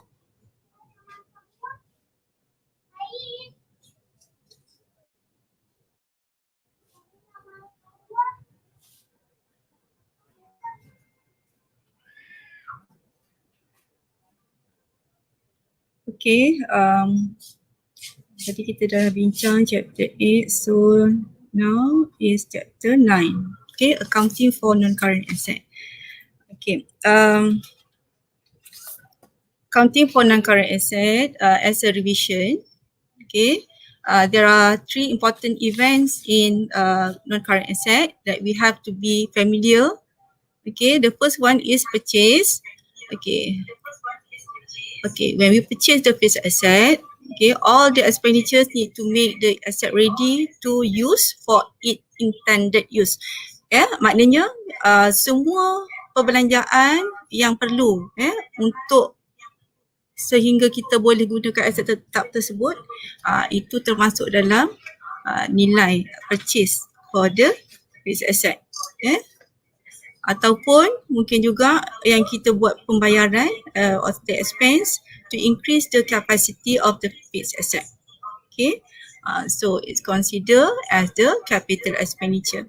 Maknanya apabila dapat soalan tentang non-current assets, especially for fixed asset, kita kena go by the definition of the fixed asset itself. So you have to really differentiate between the capital expenditure and revenue expenditure. Okay, capital expenditure adalah dia akan menambahkan nilai aset tetap tersebut, whereas the revenue expenditure adalah kalau senang kita cakap adalah kita punya operating expense. Okay, itu perbezaan dia. Okay, the next one adalah lagi one more important thing is about purchase. Jika awak gagal, if you fail to calculate the purchase or the fixed asset, when we purchase the fixed assets, so it will affect your depreciation, disposal and so on. Okay, so you have to be very careful for the first stage, that is to calculate the purchase of fixed asset cost. The second one, the second important events in non-current asset is depreciation. Okay, depreciation ataupun susut nilai inlay adalah kita nak mengiktiraf belanja, belanja bagi susut nilai. Maknanya fixed asset yang kita beli tu bila kita gunakan dia akan tertusuk nilainya, except for the land kan, land kita tak depreciatekan dia, so there is no accumulated depreciation for land. Okay, tapi untuk fixed asset yang lain ada depreciation, maknanya akan menurun nilai dia. So there are 2 basis in depreciation. Kita ada yearly. Bila saya sebut ni awak dah tergambar, saya nak awak gambarkan dari fikiran awak bahawa macam mana kita akan trade for the yearly. Kalau guna yearly basis. Kemudian the second one is dalam basis ni kita kena tentukan adalah monthly, maknanya dalam question tu kadang-kadang dia just bagi hint, dia tak straight away say use the monthly basis or yearly basis. So you have to read carefully in the information given. Okay. Second one about depreciation, to complete orang kata items before we can calculate the depreciation. Second one is the method. Okay, method that is consists in our syllabus is two methods only: straight line method and reducing balance method. Okay. So bila saya sebut tu dah tergambar dalam fikiran awak tu, so macam mana kalau dikata reducing balance, so what information should be extract from the information given, right? So kita punya catatan our journal entries for depreciation tak pernah lagi berubah if the question ask you to make an adjustment for depreciation. So this is the entries. Okay, so we debit the depreciation expense for machine, example, okay, and credit accumulated depreciation, okay, for machine. Okay, so the depreciation that we want to recognize is the current, okay, current depreciation. Jangan tersilap dengan istilah accumulated depreciation. Okay, kalau dia nanti kita cerita tentang disposal, itu accumulated depreciation tu adalah sebahagian daripada accumulated depreciation yang kita dah kira ni. Okay, jadi yang ketiganya, the third important events in non-current asset is disposal, pelupusan aset tetap.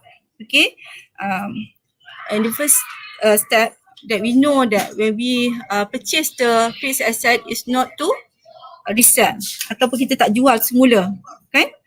But the fixed asset that we purchase is to help, to assist the business to proceed with the activity. Okay, contohnya kalau kita beli kereta, the vehicle for the business, okay, so it really helps us to hantar to dispatch our fixed asset ataupun kita punya inventory ataupun kita punya merchandise, our merchandise, barang niaga kita kepada our customer. So itulah yang membantunya fixed asset pada kita.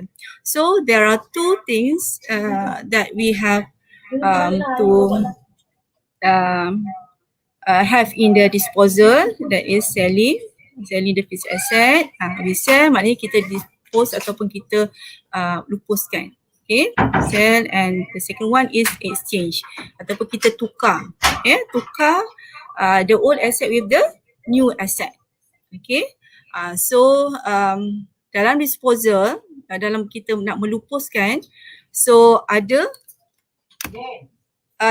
dua catatan yang wajib, iaitu kita akan debitkan accumulated depreciation and creditkan asset. Maknanya kalau misal asset ni adalah the old asset, okay, dan debit the accumulated depreciation ni adalah accumulated depreciation for the old asset. Maknanya selama mana kita dah depreciate dia, kita akan accumulate kan, dia accumulated tu lah yang kita akan masukkan dalam kita punya journal. Okay, untuk disposal, bagi journal entries dia, dan disposal, ingat disposal dia berbeza dengan depreciation.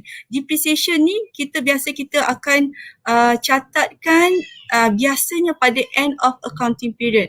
Tetapi ada juga kita mencatatkan depreciation guna monthly basis apabila kita jual belum lagi pada end of accounting period. Itu pada monthly basis saja. Kalau pelajar KMKT adalah pada topik assessment yang baru yang telah kita uji kan. Most of you not record the depreciation, the current depreciation before we dispose the asset kan. Tu refer balik. Okay, kemudian untuk disposal ni, kalau sell kita ada 4 catatan maksimum, sell. Maknanya kita akan debit accumulated depreciation, creditkan asset, Lepas tu kita kena iktiraf debit the loss of disposal ataupun credit gain of disposal kan, on disposal. Lepas tu ada lagi satu adalah cash receipt on debit side. Okay, itu adalah sell maximum is 4. Okay, 4 dia punya items in journal entries. And exchange ataupun trade in, kita trade in, dia ada satu terms yang lain daripada sell masa kita disposal, iaitu trade in value. Trade in value adalah nilai tukar niaga, iaitu nilai yang dipersedia oleh supplier yang nak bagi ataupun yang nak jual kereta pada kita ataupun aset pada kita lah. Berapa yang dinilaikan pada aset lama kita. So itu adalah trade in value. Trade in value kita tak catatkan dalam kita punya journal entries. Itu kena betul-betul faham. Tapi you kena tengok juga kind of the words digunakan. Jadi kita kena fahamkan maklumat yang diberikan. Okay, so exchange kita akan melibatkan 5 catatan ataupun 5 items. Selain daripada yang disebutkan tadi adalah macam kalau sell tadi kita ada asset lama kita credit the old asset, debit the accumulated depreciation the old asset, kemudian kita akan debit or credit the loss or gain on disposal kan. Lepas tu ada asset ada apa? Ada aset baru yang kita beli, kita debit a new asset. Lepas tu ada lagi satu adalah sama ada cash kita bayar cash pay. Okay, so the exchange ada 5. Okay, saya rasa itu untuk revision. Kalau ada soalan nanti kita boleh kita boleh bersoal jawab nanti later. So we go to question number 3. Okay, make sure kalau awak tick ni, please tick it fokus masa tick sebabnya nanti jawapan awak ni diperlukan untuk awak tahu setakat mana your performance. Okay, kita tengok.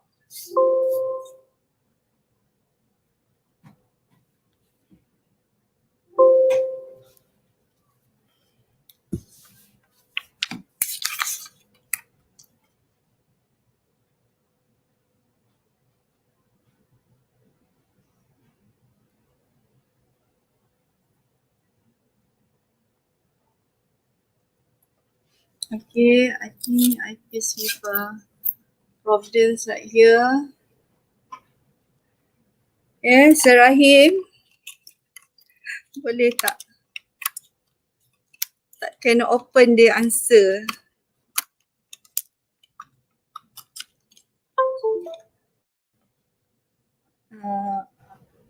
Okay, let me try. Maybe the line, I'm not so sure. Okay, why is it? Okay, let me try. Kak Ju, I share my slide with you.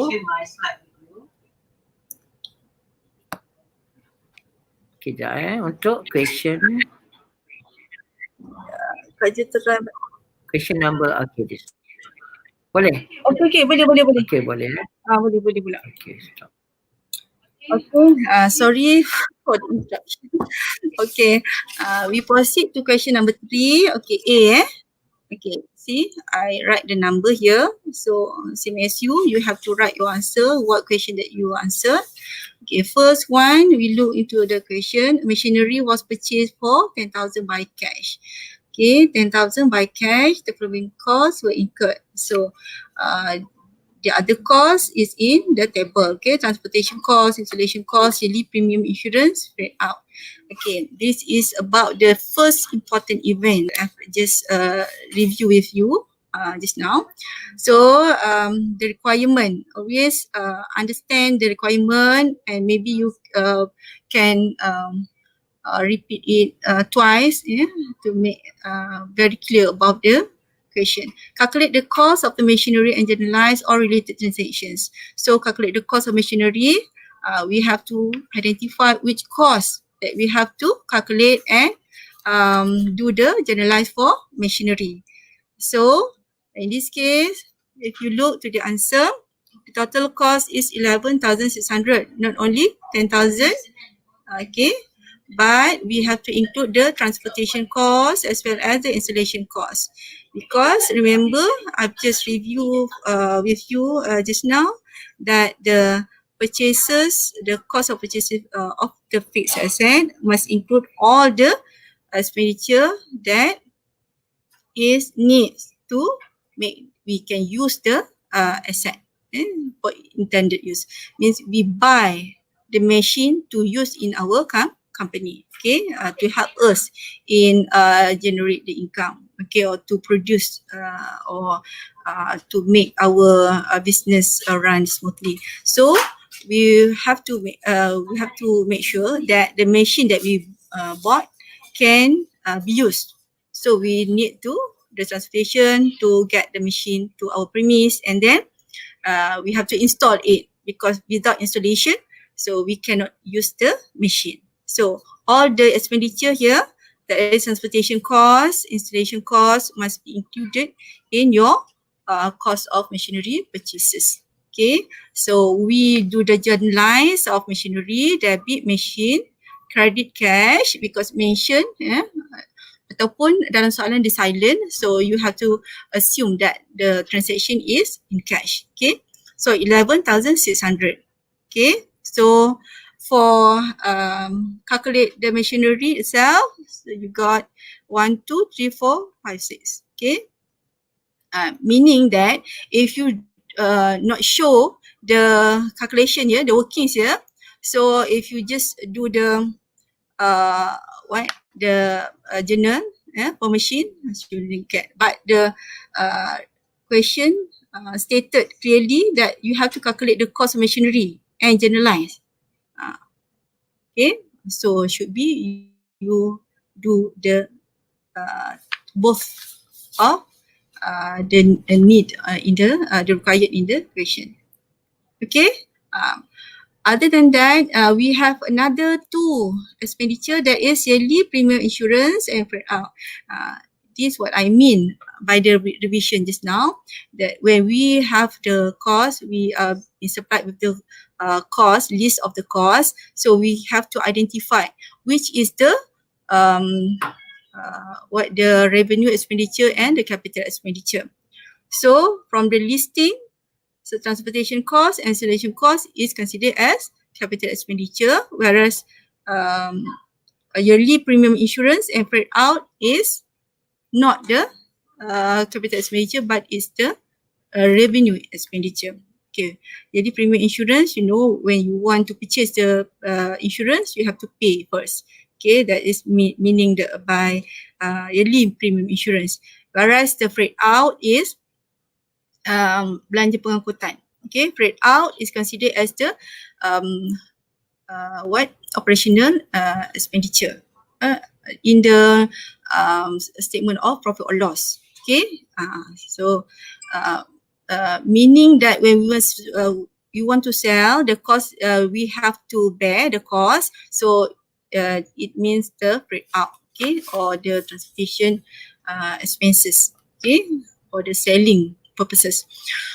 Okay, so we have to generalize the premium insurance. So you debit the prepaid insurance. Okay, this answer give two options, but we normally we use the debit prepaid insurance. Okay, 250, and credit cash. Okay, and then the second one is we debit the freight out, 200 ringgit, and credit cash. Altogether for question 3A is 10 ticks, meaning each tick for half marks. So we got 5 marks for A. Very simple. Okay, but you have to identify. Okay, the concept must be strong. Okay, so okay, 5 marks. Okay, we just meaning that if you debit prepaid insurance, and the tick is given to the name of account, the right name account, and the right figure. These two must be correct, then you can get the 1 tick. Okay, same goes to others. Okay, so 5 marks here in A. So we proceed to B. Okay, B, just go through. Okay, generally, just once go through all the questions and what are required for you to answer. Okay, B, Strawberry Enterprise purchased a machine, 91,000 in March 2014. Okay, useful life, 7 years. I hope that you highlight all the important items here that we will use in answering the question. Okay, 7 years, useful life, residual value 7,000. And okay, what is most important thing is you see the requirement is generalize the disposal and purchase. When disposal, we have to calculate the accumulated depreciation. So when you want to calculate the accumulated depreciation, first of all, we have to know what is the method and basis of calculating the depreciation. Because depreciation that we accumulate, then it will be the accumulated depreciation, right? So the first thing is the depreciation calculation is must right first. Okay, straight line method is used for calculation of depreciation. Okay, remember how what is the formula for straight line method? Yeah, cost minus residual value. Okay, and then we divide into with the useful life, that is 7 years. Okay, the depreciation expense recorded in full for the year. Okay, we have identified the method, that is straight line method. Second one is to calculate the depreciation is we have to know the basis. So it's stated here the depreciation expense recorded in full for the year of purchase and it's not recorded in the year of disposal, meaning that this question use the yearly basis. Okay, yearly basis. And the accounting period ends at 31st December. Okay, if the question not giving you the accounting period ends, so we can assume that the normal accounting period ended is on 31st December. Fortunately, in this question, it mentioned, okay, and please bear in mind if you are not sure with the accounting period ended, please refer if the question have the beginning balance of fixed asset. So it also give a sign that is the ended accounting period ended. Okay, so you have to find first the accounting period ended because it will give a very big impact on your depreciation calculation. Okay, depreciation is we want to recognize the expenses. Okay. Okay, let us see the requirement. Okay, we just go through the information on B and just see the what is required by the question. So the question asks us to generalize the disposal and purchase of the machine under each of the following situations.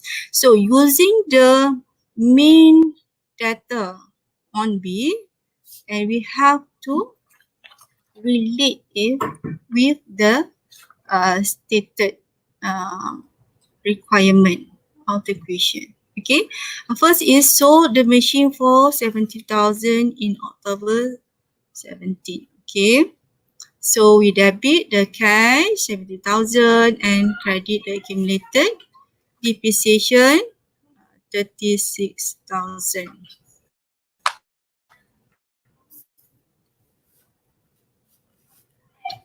Sorry, debit cash, debit also accumulated depreciation. This is for disposal, right? Sold.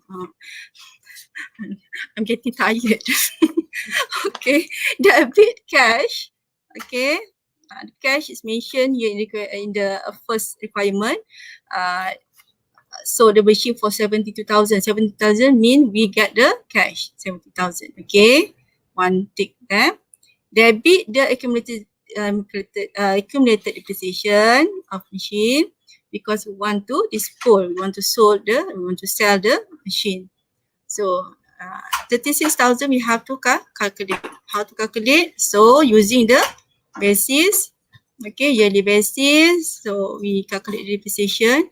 Okay, if you get the right answer 36,000 for accumulated depreciation, straight away you can give the 6 ticks here.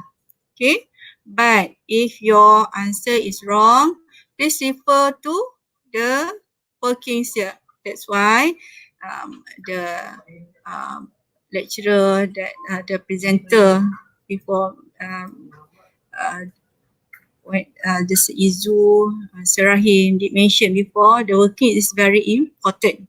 Okay, so if you do the workings, then you can give this marks. If no workings given or attached, so if you just write here accumulated depreciation other than 36,000, there is no marks given. Okay, in accumulated depreciation lah. Okay, tapi if you do the workings or the jalan kira, then you can give the kat sini the tick. Okay, nanti 1,000 you bagi satu tick. Katalah you tak tolak 7,000, so no tick for 7,000 kan. But kata you divide by the useful life 7 years, you can get 2 ticks here. Okay, maknanya adalah juga your marks kan. So accumulated depreciation sebenarnya adalah 12,000 times 3 years. Because kita dapatkan aset tetap tu 2014. So on 2014 kita kira penuh. Right? Sebab mention in the question, the depreciation expense recorded in full for the year of purchase. Okay, kita beli tak kira lah tahun bulan berapa atau tarikh berapa pada 2014. So it considered as a 1 year depreciation full. Okay. So 2014, 15, 16. Okay, 3 years. Itu yang kita akan timeskan dengan 3 years. So 36,000 here. Okay, and then of course we have to credit machinery and machine because no longer with us. Dia tak boleh tolong kita dah dalam kita jalankan our business. So credit machinery and gain on disposal. Okay, gain on disposal sepatutnya awak kena buat jalan kira juga. So dia bagi 2 ticks here.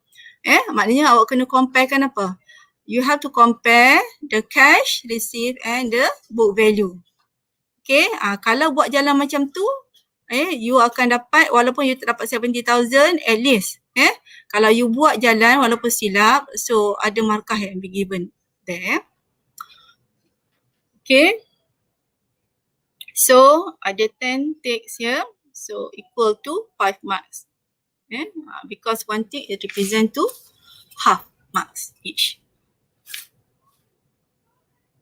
Okay, boleh? Shall I proceed to second Roman? Okay, so machine for 28,000 is September 2018. Okay, this if you can answer the question, you get 3.5 marks. Okay, let us see the answer. Okay, so the machine for 28,000. 28,000 meaning the cash that we receive. Okay, debit cash. Don't use the item cash receipt here. You have to debit the cash only. Okay, although it means that we receive the cash. Okay, debit cash. This is the account name. Debit cash 28,000. Okay, given education, accumulated depreciation, we have to calculate. Okay, we have to calculate because it use the same information. Okay, still 90,000, 7,000 for its residual value and the useful life still 7 years. So we just calculate once. Okay, in first Roman. The second Roman, we just use the depreciation. But if you afraid that you calculate wrong on the first, okay, you can calculate it second time here. Okay, never mind. Okay, 12,000. Okay, the yearly monthly yearly depreciation we times to 4 years because we saw the disposal take place on 2018. Regardless the month. Okay. Okay, so we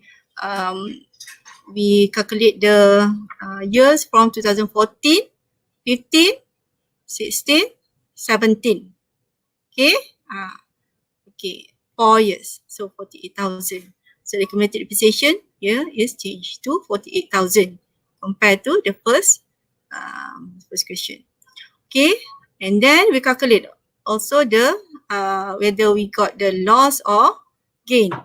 Same formula, compare the book value and the cash receipt. Okay. So you get 15,000 and we credit the machinery, the old machinery that we will sell, we have sold 91,000. Okay, so there are 7 ticks and same as before. If you got the wrong answer, at the journal entry, you may refer to the workings. If you do the workings, so you fortunate to get the marks. Okay. Okay.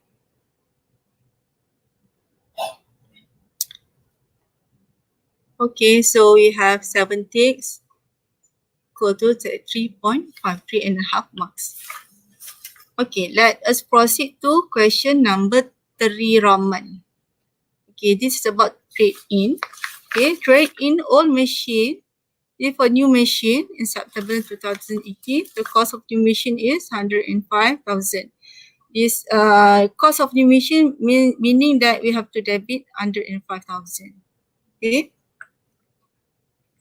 because it's the new machine that we received. Okay, we bought.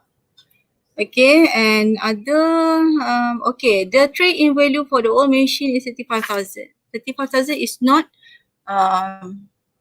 included in the adjusting entry in our entries. Okay, because it's a trade-in value. Okay, it used to calculate the loss or gain and to calculate the cash paid. Okay, the trade-in value is not stated or we not write it as the answer, but it is important to calculate whether we got the loss or gain and how much the cash paid. Okay. Okay, so we have 9 ticks here. Same goes if you got the wrong answer in journal entry, loss and disposal example.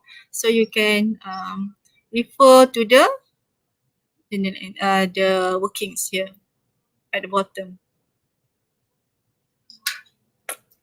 Okay, so 4 and 5 marks, 1.5.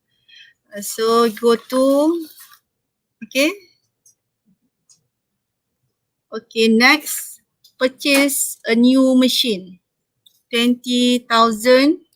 Okay, straight line definition. Okay, we run out of time, so I have to very fast. Okay, this is the last question. Purchase a new machine for 20,000 in January 2018 by cash. Okay, so debit it. The straight line definition method is used. Okay, ni purchase ya. Different from yang atas tu. The estimated life for machine is 2 years and no residual value. Prepare journal entry for the purchase and depreciation expense. Ada dua dia nak. Satu adalah purchase of machine. So kita recordkan lah 20,000 credit cash.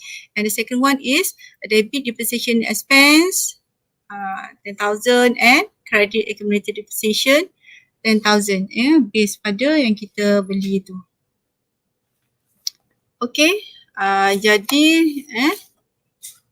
itu saja daripada saya. Now we'll pass back to Sir Rahim. Thank you. Okay, thank you very much to Madam Ju. Nampaknya Madam Ju sampai haus ya. Jawab soalan. Okay, untuk ni. Okay, okay, before we end our session, just a few minutes. Okay, I'd like to remind all the KMKT students okay, especially KMKT student, to make sure that you are, okay, okay, this is the link, okay, that I showed have been given by Madam Yani.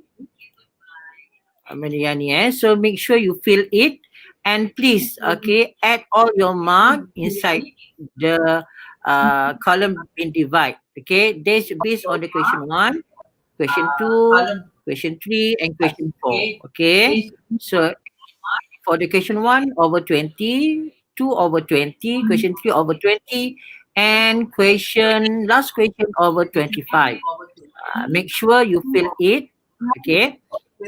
Okay, and then before we end, last word from Sir Izu. Unmute your mic, please. Okay, Assalamualaikum once again. Right, I wish all of you good luck. Okay, recite doa. Unmute your In your prayer, don't forget your friends. Don't pray only for you. Okay, you pray for your friends and you. Right. Another thing, do not take things for granted. Do not miss any workings. So all the workings in your answer sheet. Right.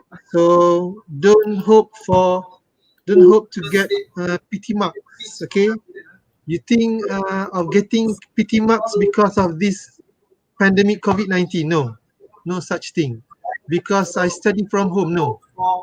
Right? Wherever you study, what method you use, so everything is significant to you. Alright, good luck. InsyaAllah, semua akan berjaya. Okay, last word from Madam Yani. Okay, last word from Madam. Assalamualaikum. Terima kasih nak ucapkan kepada Madam Tina. Okey, sangat membantu. Okey, terima kasih kepada Sir Rahim, Sir Izu dan Ju daripada KMKT. Okey, good luck lah untuk semua student KMKT dan semua student dari college lain yang menonton. Okey, itu sahaja. Terima kasih. Okay, last word daripada Kak Ju before saya ni wrap semua sekali. Kak Ju.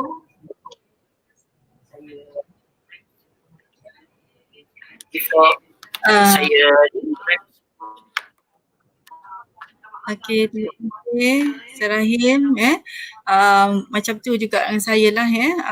Minta maaf lah pada ibu bapa kita. Kita dah lama ni kita study kat rumah kan. Jadi minta restu daripada semua kawan-kawan ke. Jadi apa yang kita boleh harap kepada kawan tu sebenarnya akan bagi malaikat mendoakan balik pada kita. Dan itulah untuk masa yang ada ni jangan lagi kita kita waste our time. Memang kita ada lagi lebih kurang seminggu lebih tapi itu tidak memberikan kata syarat bagi kita untuk itu lengah lah. Jadi apa yang awak boleh buat lagi latihan pada masa ni, buatlah preparation.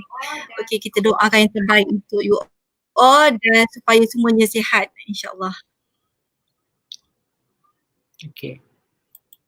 Okay, thank you very much kepada Madam Ju, Sir Izu and Madam Yani for become part of this program, and also all the KMKT accounting lecturers, okay, that led us to be on the broadcast. This is the first time that KMKT accounting lecturers broadcast. Before this, we have seen Negeri Sembilan, KMP, such as Kak Tin, Madam Tina, thank you very much. And then untuk semua student, you can notice what we have provide to you in here actually is the apa yang accounting KMKT produce a set of question. And it's not really sebenarnya marking itu sama seperti yang we are expected from our pemeriksa. Every year pemeriksa dia punya style dia lain untuk dia nak mark. Tetapi what we have shared to you is hopefully dia bukan kepada mark, but in terms of knowledge yang you dapat. Itu yang paling penting. That's the most important thing. Yang kita nak, our objective, sharing, discussion and revision, and all of you get from us, and you kena war-warkan kepada yang lain in term of that. Okay, so panel kita is totally every year is different. Jadi system of marking pun akan jadi different. Okay, so for the old student, even though from others matriculation, okay, please do study back all the past year question. Okay, buat sebaik mungkin, buat ulang kaji, minta maaf kepada parent, minta maaf kepada lecturers, okay, to get, nak dapatkan dia punya restu tu yang paling penting. Even though you are a student, tapi if you are not being blessing by the parent ataupun your punya lecturers, you are nothing. Okay, walaupun dia tak balas dekat sekarang, mungkin in term of working area nanti. So you kena stick kepada yang tu. Okay, apa-apa pun from a part of our in the KMKT, College Matrikulasi Kelantan, wish you all the best. Okay, semua matriculation student, and hope what we have given to you, okay, akan memberi manfaat, dan we all wish you best of luck and strive A for the accounting for this session. Hopefully semua dapat A. Satu nation ni dapat A. Okay. Okay. Thank you very much. We will end this accounting day up with wabillahi taufiq wa hidayah. Wassalamualaikum warahmatullahi wabarakatuh. Thank you very much.